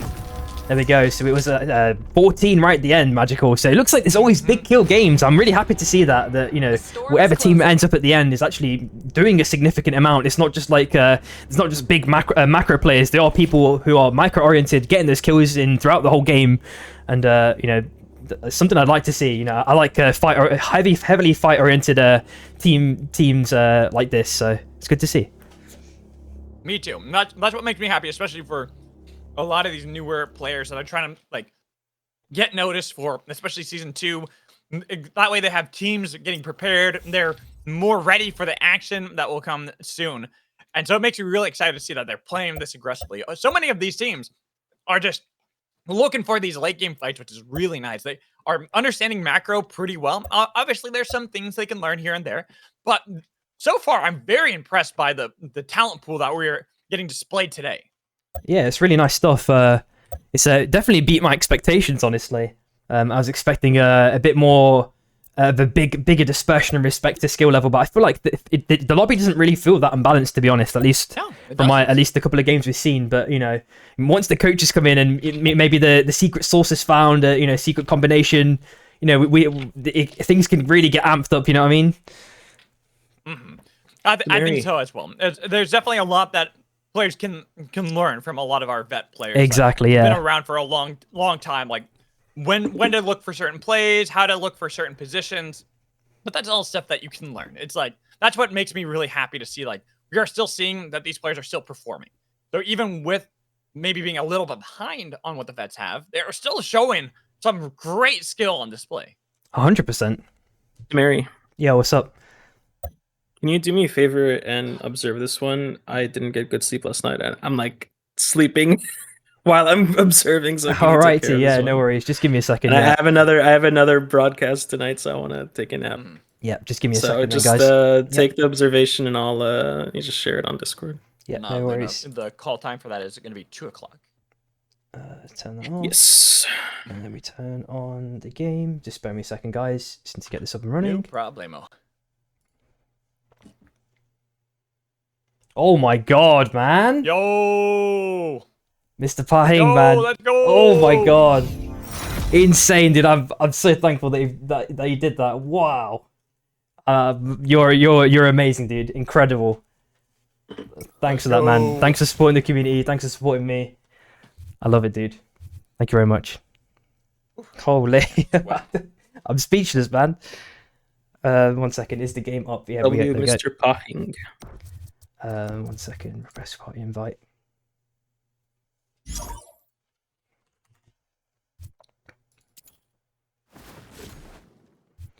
There we go. Oh, I have to do a screen share for you, Magical. 1 second. Share screen. Boom. There we go. And I also didn't realize that Tom has secretly joined as well in this Discord call. So shout out to Tom as well. Oh! I've been so immersed in like 3 different screens of various content, so it's been hard for me to capture on what's going on in the Discords. But all right, for everyone in MB, I'm gonna end the stream here. I need to take a nap because we will be doing another broadcast tonight. And I did not sleep well last night, so I need to take a nap. So just go watch Samari's stream. I guess I'll raid him Yeah, there you go. I was like, give him the range. And then, yeah, I'll see all the NA people later. Bye. Cheers, Luna. Select your Peace, dude. hunter. What's your spell out your thing, please? SYNTH DNB. I think I got it. Awesome. Yeah, there you go. Go raid DNB to continue watching, and I'll see you guys later. Bye. Peace, peace, You peace. are the drop leader. Alrighty, Magical. Game 6, man. Yeah, game 6. And I think this is our final one, correct? Yep, that's going to be our final one for today. Yeah. Are you covering tomorrow by any chance with Zikarik or? Yes. Yes. Oh, nice, man. So tomorrow you guys are going to be getting Zikarik as well. You know, one of the other amazing talented NA casters, along with Magical, of course. So, I can't wait to watch that one. Maybe when I get a bit of time. So. Hell yeah. And then we also have later today is going to be the start of the NA VivEUcamp. Yeah, That I've one seen should a be lot of very information exciting. about that. Is it Kaya who's kind of driving that one mainly, or? Kaya's helping a lot. So we have a few people. So Kaya, Tsunani, Dylan, and Jang have been helping out a lot with organizing a lot of that, putting on a lot of work behind the scenes to make sure we have this happening. And that a surprise will be announced later, I think, by VivEUcamp regarding that tournament as well. Ooh, great stuff, great stuff. Is everything okay in regards to the stream for you, Abyssal Magical? hatchlings are spawning soon. Everything is looking good. Everything is Perfect. looking dandy. It's not the highest quality, but I'm mostly just I'm just casting with you. I'm not even streaming on my. Yeah, one sec. I'll see if I can just up it. At least get 60 for you. Honestly, it's at 720 60. Yeah, 60. Yeah, that's the best I can do. Either way, all right. I can cast off this, so we're good. Okay, perfect. All right, so looking at the drops as well. Enshrine drop again, this time for Fish. They're getting that one for free. There's two teams potentially dropping on each other in this scenario, but they're going to be probably going their own separate ways. We're looking at two teams potentially on Gridlock as well. Some potential early fighting for this bit of money as well, and these mobs, of course. But things will probably calm down very quickly straight afterwards. I'll quickly flip back and see how these teams are getting on. Insidious slinging very aggressively, only on his last legs, already found dead. Dowser sends in a couple of LMBs onto Lucas, but he has to jump ship himself. Only level 2 versus level 3. Kappa Gods also getting caught up by that Vortex Charm. Oh, there we go. Oh. One left for Hyenas. Dudzer does survive and has a lot of room to work with, but an early defeat for them going to put them on the back foot. We go back into Academy where we had a couple of our teams drop. Cat and Ka are first and second place of last game. Already trading blows early on in our final game for today with the training grounds. See a little bit of damage here and there, but rotation locked down with the root on the Vipero. Now the push back with damage onto Panorome. Even with the Haymaker, it doesn't stop Cat from continuing this chase. They're hunting down my Ka. God. First to last, Cat eliminate Ka. Yeah, very, very clean, and they've just got all the books there. They can just become super smart there. Hopefully get the red book, get the early level advantage if they want to continue the snowball. You know, I think that's one thing that's changed quite a lot of this over the lifespan of the game, at least that we've seen so far. Red book used to be one of those really instrumental pickups, and you know, it's not become that much of a game changer now. The advantage window that you used to have was really big, and you know, of course, with the level changes and things of that nature, it's become kind of small now. You don't have that much of an opportunity to really capitalize on that level 7 as you used to. At least not the most opportunity, but we can still see it happen once in a while. Yeah, you get it now and Sometimes again, teams are- yeah. Yeah, exactly. It happens every now and then. We saw it earlier today that it actually worked out pretty well for some of the teams, but like you said, it's not too often you'll get into that position, and especially with how spread out we are seeing the map now, despite losing cost so early on to day 1, only a couple teams might trade blows, one of them being Cat, who won Academy, who eliminated Ka in our final game of the day for Training Grounds.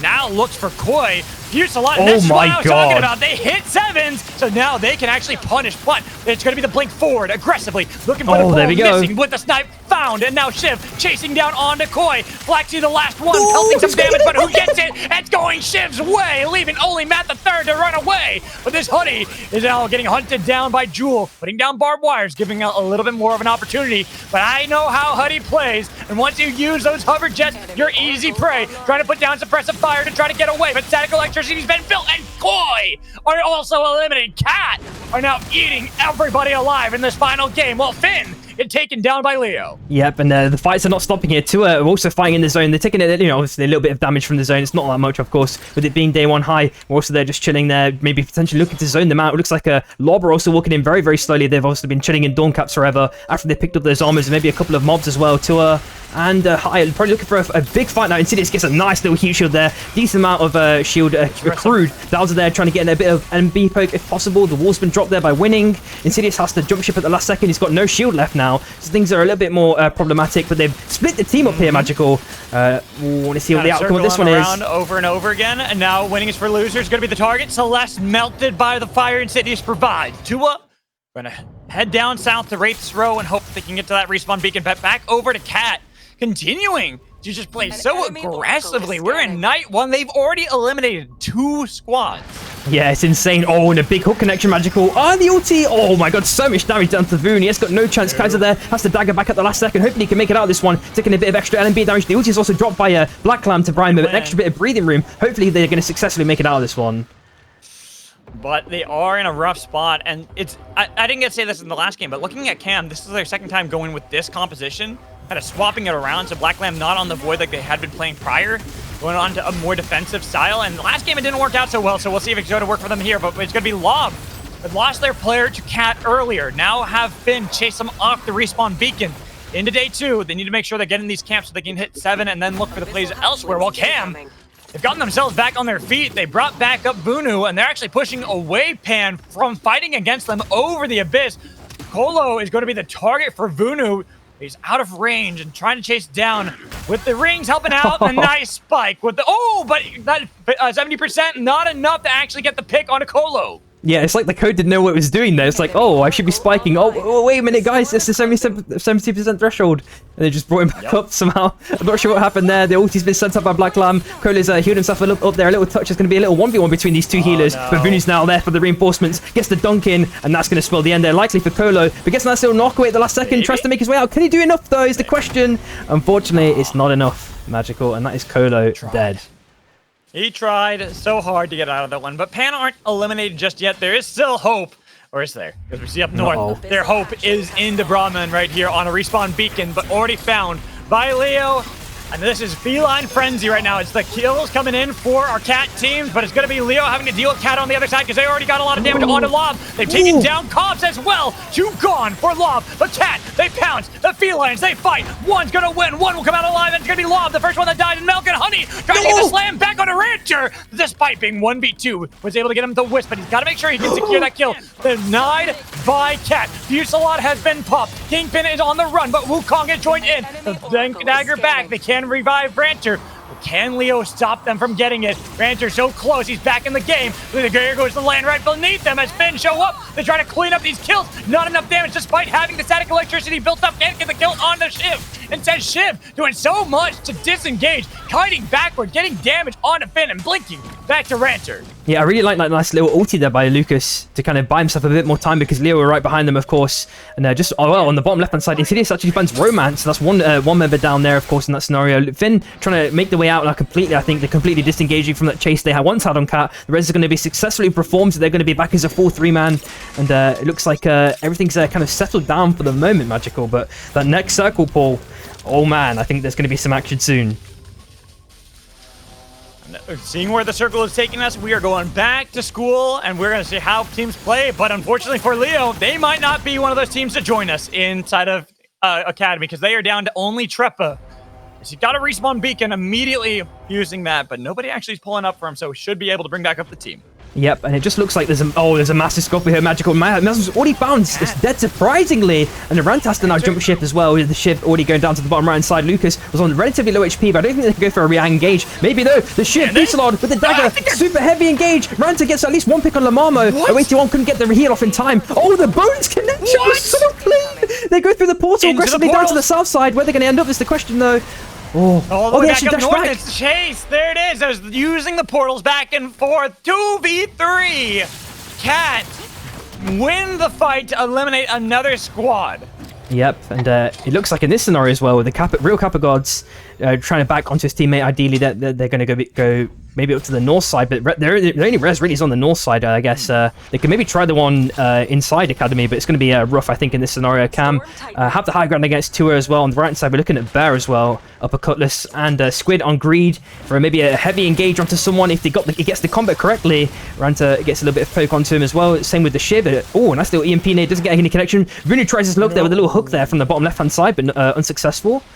These teams are going to continue to dance around each other for a while, I believe. But of course, we've seen Cat always try to capitalize on those third parties. So I think that's going to be their kind of macro strategy, at least from what we've seen so far. Beasts have landed.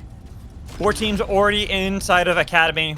3 more to join them momentarily, looking at how they move around. And gonna be the Meteor Beast right outside. Burr already on top of it, but Cam can intervene, try to steal that away, missing their pull. Cat not even looking to take the soul. Instead, they're putting up some walls while the Meteor Beast is down below 50%, and they already sent in a little bit too aggressively, trying to get back with the rest of the team. He was looking for the reset on the static electricity, but has to use the Eye on the Storm to try to get away. They're going to be able to do so. While Burr, they secure soul control, and now they're getting themselves out of Academy. No longer wanting to fight. Instead, it's going to be Cat who take their spot up against Cam. Vortex Charm lands, but no damage to follow. Unum separated from the rest of Cam because Tua came in from right outside of Academy, trying to wrap around from the east. Yep, and Vunu ideally needs to get this back up in time. Hopefully he's timed it perfectly there. Oh, very, very nicely done right at the last second. I think Milkoni probably saw some audio cues and was like, oh, maybe I can sneak a hook in, but, you know, just slightly mistimed there. And Insidious is trying to make his way down on the south side. Tua applying loads of pressure down, but the armor difference could potentially spell danger here if he can bait it successfully. Meanwhile, oh, the Shiv is getting massive damage. But not getting the damage from Fusillade to land onto the proper targets of Tua. Nice frozen barricade pushing away Cat, so Tua can continue to hunt hyenas who are on the island with real Kappa gods looking for the root, and Cat, they can sandwich onto Tua. Forced to chilling finale, defensively used, but it's not looking too good for Tua as they have to jump over to the island. They have to get away, but hyenas meltdown winning is for losers, leaving only 2 for Tua, as now Insidious playing aggressively against them, but Cat 2, they can intervene. Cam got eliminated off screen, but Tua take down Hyena, saying, hey, you need to still focus on us if you want to win, and they don't. Yeah, we're seeing a through zone corrupted zone rotation as well from Burr, so they're taking a little bit of extra damage, kind of maybe optimize their kind of circle as it continues to close kind of towards this big island here on the right hand side of Academy. Cats looking ever strong on armors, and they're racked up 11 kills already. Crown pick up by Flakes. You know, we said it before, we've seen him in this situation so many times before. Romance is still alive though in this scenario, but he's probably going to get spiked, of course. Unfortunately, he does get spiked because there's so many people there fighting in the abyss. Euphoria also sends it across aggressively, tries an ulti as well, gets the grenade. Oh no, he's going to give the songbow away as well now. Ooh, yeah, that's why I'm not sure what Euphoria is doing there. That's what we're talking about with players learning from experience here. Unfortunately, getting caught out by Cat. And now, they're going to be down a player, but we also see Tua hopping it in. Oh, can he get out of there? Oh, what? Oh, what? He went like 2 feet. Oh, poor Flakes. He gets nowhere. That's anywhere but here. It can be anywhere but that one spot, but guess what? It was right next to your competition. There's not much you can do when RNG gods decide your fate in that manner. And Ranta is already trying a little bit of action against Ori. The dash combo, he gets a nice little auto, the 180 there, but I'm not sure he can do too much more in this scenario. He's already on his last legs, makes his dash down to the south side. He's really going to get res though. It's basically all of that fight was for nothing in that scenario. There is a crown pick up by Greed, 45 seconds left, and we are seeing some trouble potentially brewing here, some gatekeeping by Leo. Milkuni sends it in aggressively, actually forces a fish in. I drive. The piggy. Did you actually want to go for it? No, swapping up to look for the corner to get into Academy that way, but this is going to be risky as on the respawn beacon, Drive can't bring back Fish. Instead, he's going to be sacrificed alive, leaving only the piggy up in the north. I don't even see there's a crown play you can go for. Deathbox revive attempted. Oh, man. Is it enough time? I think, Leo, they know, oh, no. and you're so close, but denied by Milkoni, saying, no way, Fish, goodbye. Yep, and how long is it left? 10 seconds left. Greed has got to make no mistakes here. Of course, with there being KP or Wukong, there's obviously that dunk potential, but I don't think they're even paying attention to him being on the north side. They probably realize that the crown is probably going to pop any second now because they've probably been paying attention to it, hopefully, and now they definitely know for sure. There's 3 markers now that they probably see. If they've got any scans, of course, or if they decide to walk into that bonfire, they're definitely going to know what's up. They're already placing walls as well, trying to reinforce that portal, make sure no one can make their way through. Oh, man. That's really funny. That's just really funny to see that they're just building up the walls. No, they don't want to have to deal with any flanks that way. There is Cat who've been kind of hanging out on the outskirts of the circle, waiting for their moment to actually push into the circle themselves as one of our very aggressive teams in this final game. They're looking really strong, having themselves exotic items and having all that golden armor as well. But here, Burr, probably the team that's been struggling the most. Leo, they're looking really strong, even if it is that Songbo that was taken away by Euphoria. Only the tier 1 armor. You see how much damage Green took with the tier 2 armor. Not looking too good of a position for... Oh, man. What? Wait, did the island literally spawn right beneath Ori to save his life? It might be the case, honestly. What? Oh, man, I'm surprised. What? Oh my God. I don't believe it, man. We've seen it happen like twice, I feel like, this game. Oh, man. Oh, but Greed has found out now. Ori and Euphoria, they're getting poked down by Cats. You know, they've been playing super tactfully this, you know, right towards the end. They've accrued that massive lead in terms of kills. And again, they want to secure that last win. Ori is trying to do a little bit of magic here if possible, trying to avoid, you know, 80 strafe if possible. Has to dash to the left-hand side. He's been forced away on these mini islands, but the space is obviously running out now. He might even have to take the portal in this scenario. Oh, gets spiked, unfortunately. And he couldn't get through it. Euphoria, I think, accidentally dashed into the portal. Yeah. Wanted to dash to defend and went through the portal, but now Cat, they're still playing on these frag isles. They've lost all the terrain beneath them. That's the problem fighting here. They don't really have much that you can work with permanently, and that's why they're rotating down south towards the eastern part of Academy. Slowly can make their way in that way, but we already saw earlier that Leo put quite the defenses around that portal, so they're not going to be too worried about getting flanked from that angle. Yep, and it looks like a nuke's already been dropped, and Mike is probably maybe looking for a hook potentially, but the circle's small enough now. They probably see that Cat is already there. They're trying to get the little knockback, but it doesn't do too much to the boss. The boss is very heavy, of course. Arcane Railgun being sent out, as well as the hook not doing too much, but below that, Euphoria with 40 seconds left on his crown. Uh-oh. Spotted out. Was hoping that Leo and Cat were fighting a little bit more than they actually were. Now, sitting in that brush, 30 seconds left on the clock. Yep, and I think he can just play the super slow and patient game here. I don't think Leo are going to make their way to the right-hand side, especially with the circle being the way that it is. Hopefully no one gets like air blasted into the anywhere but here, and it causes some massive chaos here. I don't think anyone does have an air blaster in this scenario, or let's hope that no one's got you know, heavy feet and just kind of walk into it by of their own nature. Ranta sent it with an aggressive dash. Milkuni actually misses the slam here. The ulti's already been popped there by not too much value really accrued there. Oh, Carlos Magnus sending in so much damage onto Cat, and the Fusel was already popped by the Shiv there. Uh-oh. But they're still alive. They still have hope. They can start healing back up. Leo had to expend so much just to get that damage on the Cat, but they couldn't capitalize. And now Cat, they've been able to build up their armor, build up their health. And Burr, they are going for Amorius while these two fight. And the whole time that everyone was focused here, they forgot that Burr, they weren't eliminated. They had that crown. It went off. The team is back, and they are ready for round 2. Yep, and ideally Leo need to kind of stabilize the armor economy. Hopefully they've still got armors in abundance, because Milk Honey, he's only got like 500 gold left. Same with Trepper, 600. So, you know, if they continue this kind of mini scuffles against Cat, especially with Cat having the, you know, the greater economy, they're going to, you know, kind of atrophy first in this scenario, I would reckon. At the same time, but they're just slowly walking around, wandering around, maybe trying to find a little pocket of space to play in. I think they're going to find it on the north side. It's going to be... Maybe they even go for a bond steal here, potentially. But if they do, that's definitely going to divert the eyes of Leo towards the north side. It looks like they're already going for it, trying to make sure they've got the bond. Maybe for that next circle, they're going to go for a pack. It looks like Trepper's successfully doing that, picking it up. There we go. Hook attempted by Milk. There's no reason you wouldn't pick it up here, Yeah. especially with where the circle is going. Exactly. It is going to be this normal portal, not the unstable one that they're going to have to deal with, but... Burr actually have 2 that go into this unstable portal. I don't think the other one's going to be able to make it in time. Yeah, but he's going to back. Euphoria is now going to be caught away from the rest of the team, so he has to recall, which means that Burr is still going to play defensively. Yeah, this is really nice, actually, because they get the scan as well. Of course, with it being only 2 teams, you kind of know where they are anyway, but having that extra bit of ground on the south side as well gives you an extra bit of leverage to play on. I don't know if... do you reckon that the Shiv knows that they're there? No, definitely not. Because his body language isn't suggesting so. Oh, this... Oh, the hook, though! Nice pull! Milkani grabbing Shiv, and now Burr, they take land away from Cat as they want to have the fight back. But that just wasn't enough as Cat were able to get back, and now it's going to be Leo who pounced and try to see if they can take down Burr. But Burr doing a good job, making sure that they're not going to be chased away too easily. They take the portal onto the other side, so they are going to have the inside track on the circle. Yep, and I feel like Leo kind of ideally needs to move maybe down to the south side now, because it could be a potential sandwich situation. The nukes would have been dropped now, so there's no bonfire left for Leo. Another nuke drop now. Leo have to be very decisive about which direction they're going. Slam. Oh, Milk Honey's been completely sectioned off, cordoned off. He's gonna... Oh, Milk Honey, another pull, another slam, but not gonna be... Actually, yes, they got the kill. The dunk, it worked. So one is gone for Cat as the 6 monkey strike is used. But look at that damage on Leo. Fuse Salon pumping that damage. Trappa fighting back the best he can. 1v1.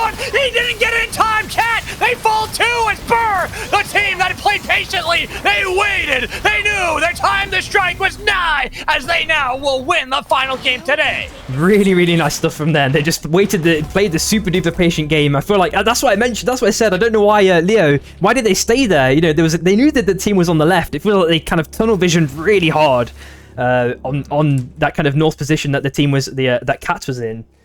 Oh man. Wow, what a final game there for today for the training ground. So you asked me the players that I was kind of looking at, like, you know, oh, who's impressed me. So I want to put it back onto you, Samiri. What are the players that have really impressed you after 6 games today? I just think Cat as a whole was just incredible, man. They all had just inherent synergy. I think Flaxy was also really, really good on the Zeph. I don't think the showings were as impressive on the other characters that he was playing, but you know that might just be people are just one tricks at the start maybe, and then they eventually expand their hero roster. I think Atsu was also great. Who else was really good? Milk Honey, of course. He was getting those hooks in a magnitude of times throughout the whole game. So, yeah, I mean, there's probably others. Ranter, of course. Miazum. They were all doing great stuff, I think, in their own little respect. Really nice stuff. Mm-hmm. I completely agree. It's a lot of fun to be able to see these players showing up and how they are able to perform. Of course, this is just one day. We have more games that will be played tomorrow. And so it makes me really excited to see how these players continue to grow throughout the training grounds. Exactly. So yeah, that is going to be yourself and Zikarik covering that one, right?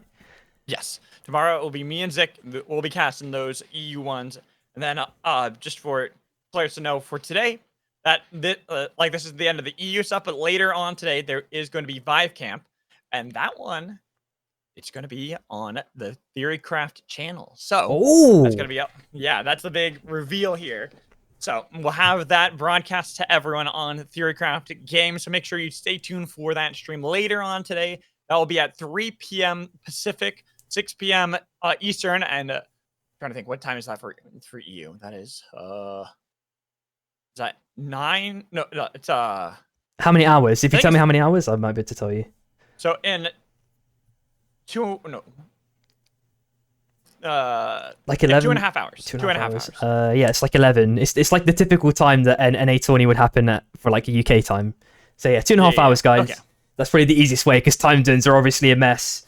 Mm-hmm. It's a little earlier than normal just because we want to have like the games consistently for the entirety of the US since it's a big place. We don't want to have players playing all the way till like midnight and past if it's like they got work or school the next day. Yeah, that makes sense. How many games is that one, by the way? Is that like a 6-game? So today is going to be today and tomorrow will be 6 games, and these are the play-ins. So it's going to be teams that are kind of seeded roughly into 2 different groups. So there's going to be a total of 24 teams playing. That's 72 players. And they'll be playing to get points to figure out if they're going to be part of the upper or the lower divisions that we're going to have. And those are going to then play into 2 different tournaments. So one will be next weekend, and then the big one will be the weekend after that to help us like hype up season 2.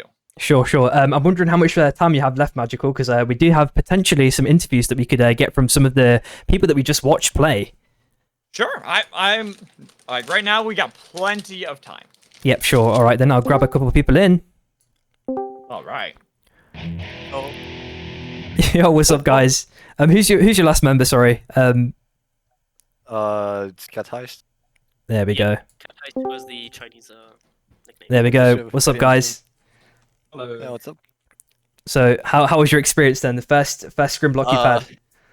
It was fun. We just played Unga Bunga. We go in, A bit we too fight. fun. That's it. Okay, so that is their opinion. I was vouching for more macro play, but in the end, Ooga Booga is like you need to find the fine line between Ooga Booga stupid and Ooga Booga smarts, if that makes sense. Yeah, exactly. There is a very fine line to cross, and that line changes. That's the problem, right? You guys might thinking, Yeah, we've established that line, and then when you get to like tier 1, it'll be like, oh, the line is extremely thin, man. Like, oh man. Exactly. But yeah, great stuff, man. So like, in terms of hero picks, did you guys have to diversify from what you like typically would pick, or? Nope. We just played the same thing. The same thing, and it just worked out, right? Okay, that's probably going to change. I'm just going to tell you that might change, but you did impress us though. You had some really nice plays, across the span of the 6 games that we've had today. So, if you were considering other heroes, what do you think they would be? Who specifically? Everyone. Yeah. Oh, Okay, so I do think Ghost in the current meta and in like team comps in general is always a pretty solid all-rounder. So Yeah, I yeah. do think if I practice more Ghost, I should be fine. But if I do need pocket picks, I think it's probably gonna be Bishop because Bishop, I really okay. like. Yeah, I like the engage potential and also like I like being able to kite above the abyss and like have good escape if needed for the team. So yeah. Yeah, exactly. Magical, we've got any questions for these guys? Yeah, I was gonna ask, like, from your guys' point of view, especially looking at how the training grounds is, like, how do you feel so far with an event like this, and how it helps newer players kind of getting noticed? Like, what are the big advantages in playing something like this for players that are out there that kind of are thinking about playing it but aren't too sure? Well, everyone's taking it more seriously than like a pub game, right? So the vibe is completely different, and they'll obviously notice that, right? And they'll like change how they play as well. I feel like, more respectful, so to speak. You know what I mean? Not just like going wherever and doing things. however, Unga Bunga is We superior. don't talk about us. We don't talk about us. We're apes. For me, I do. So first of all, I had insane fun this evening. I think it's the most fun I've had on the game in like the past maybe 3 or 6 months. Unironically, I think it's the same for most of us, even the people that didn't really do insane games. Like just going in as a team of three and having voice chat. Like the fact that everybody's in voice chat is huge. The fact that everybody is actively trying to learn or improve or just win, but in like not a toxic way like in solo queue where you kind of flame every time there's a bad play. Now when there's a bad play, or at least that's what I try to do, is just positive encouragement. Oh, you did this wrong, but what can you do better next time? And you try and build upon that. And even if you lose, or even if you have a bad game, you just review it with your team and you try and get constructive criticism out of it. Exactly. So obviously it's just the start of the journey, but we've seen some like great potential in you guys. I'd like to thank you for joining me. Are you guys playing tomorrow by any chance? Yes, sir. Oh, so that that'd be a Zikrik and Magical, catching the action on that one. I'd like to thank you guys for being interviewed, and I hope you have like an amazing rest of the day, guys. Hell yeah, you too. Peace. And sorry. Go ahead. Sorry. Special thanks to everybody that casts or streams or does basically any like viewership around this event. Thank you, all of you, because that's really important for all of us, I think. And also thank you to the people who organized it, because it's a lot of fun, and I know it's a lot of trouble to put together. So yeah. Yep. He said it perfectly, yes. man. There's so many people behind the scenes that have obviously made this happen. Exactly. So yep. Thankful to everyone, and thankful to everyone for being mostly punctual. I was thinking, maybe a team doesn't even show up, but we had a healthy showing. Everyone was there pretty much on time. All things considered. So great stuff. Hell yeah. All right, guys. I think there's two, like maybe another team or two other people waiting. So I'm just gonna get you guys out and then get the other guys in. So thanks for joining us. No worries. Bye. Peace.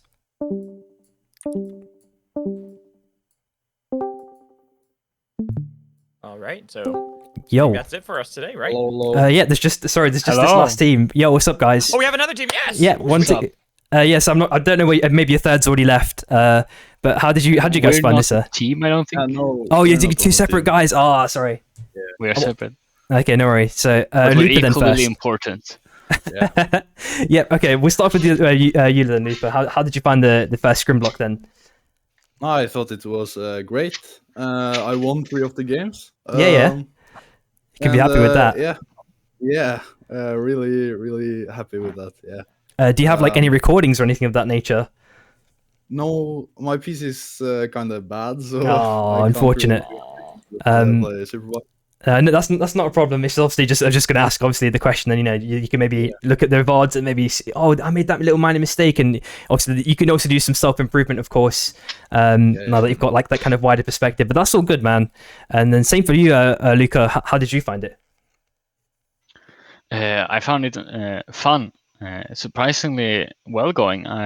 This is the first time I've entered similar kind of things, other tournament stuff in games. Yeah. I just picked this up like 2 months ago, but it really stuck. That's really nice to hear, man. So have both of you guys been watching like maybe other content creators or other streams in the past for this game? Yeah. Yeah. Who have you guys watched then? Tom Kick. Nice. Okay. Yeah. He's definitely like insanely knowledgeable. He's been on various good teams in his history. He's got like a really good rapport. So I'm glad that you're watching someone knowledgeable about the game. That's really good stuff.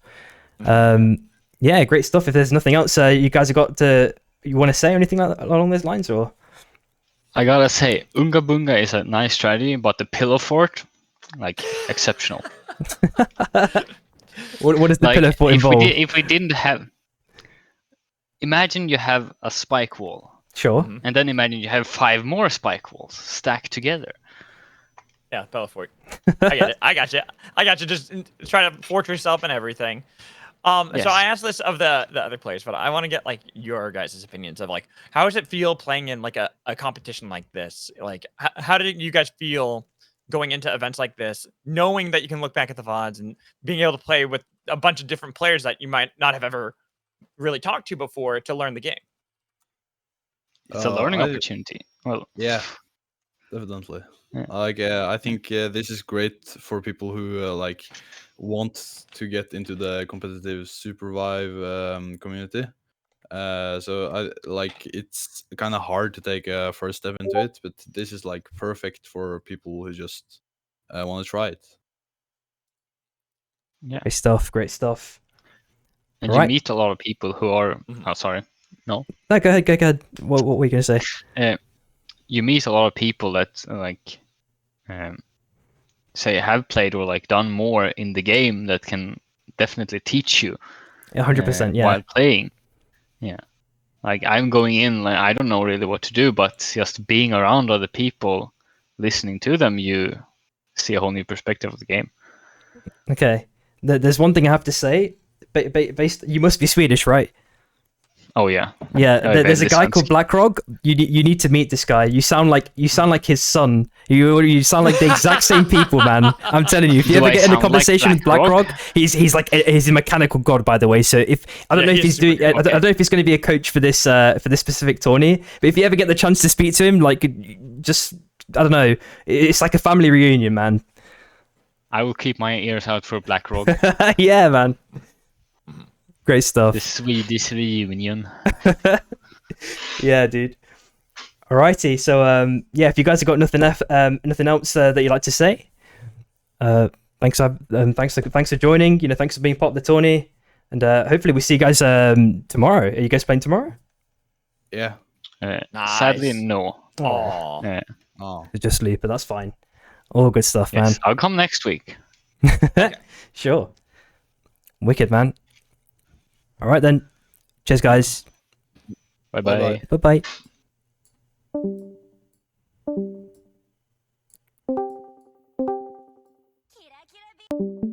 Yo, sorry, Magical. I didn't mean to kick you out there for a second. I was like, where am I going? Where am I going? All right, so I just saw in my chat. This is Tom Kicksmod. This is Ori. You were playing in this scrim set, of course. So how did you find this then? Actually, really fun. Most people were really nice. Yeah. At least the 2 teams that I got, and like it was a very different experience. Than Yeah, 100%. Like you're normally used to. Yeah. Were there any like sort of did you see any sort of like mannerisms form that you had to like kind of dynamically adapt to? Like let's say a certain team had a certain kind of body language or behavior. Did you have to do something like was different to like normal solo queue games? Like, oh, I know that this team plays really aggressively. We need to play either defensively or we need to match the aggression. Like did you find that you had to do that? A little bit. Like you can kind of like after the first game, you kind of got to understand. Oh, this team is mechanically just better than me. As a team, let's decide to approach this fight differently.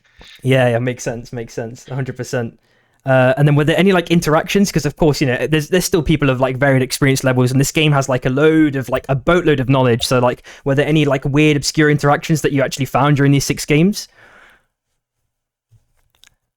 That I forgot that grab peak got changed, and you actually get launched past the person now. Yeah, it doesn't do the route 1 second route, right? Oh man. Yeah, like you don't stop at the person anymore because of the route. Yeah. So like you get launched past them. That's fine. Right, No, so you that's said you wanted minor. to flame. You wanted to flame Tom. So. Oh yeah. So I'm his moderator, if you didn't know. Sure.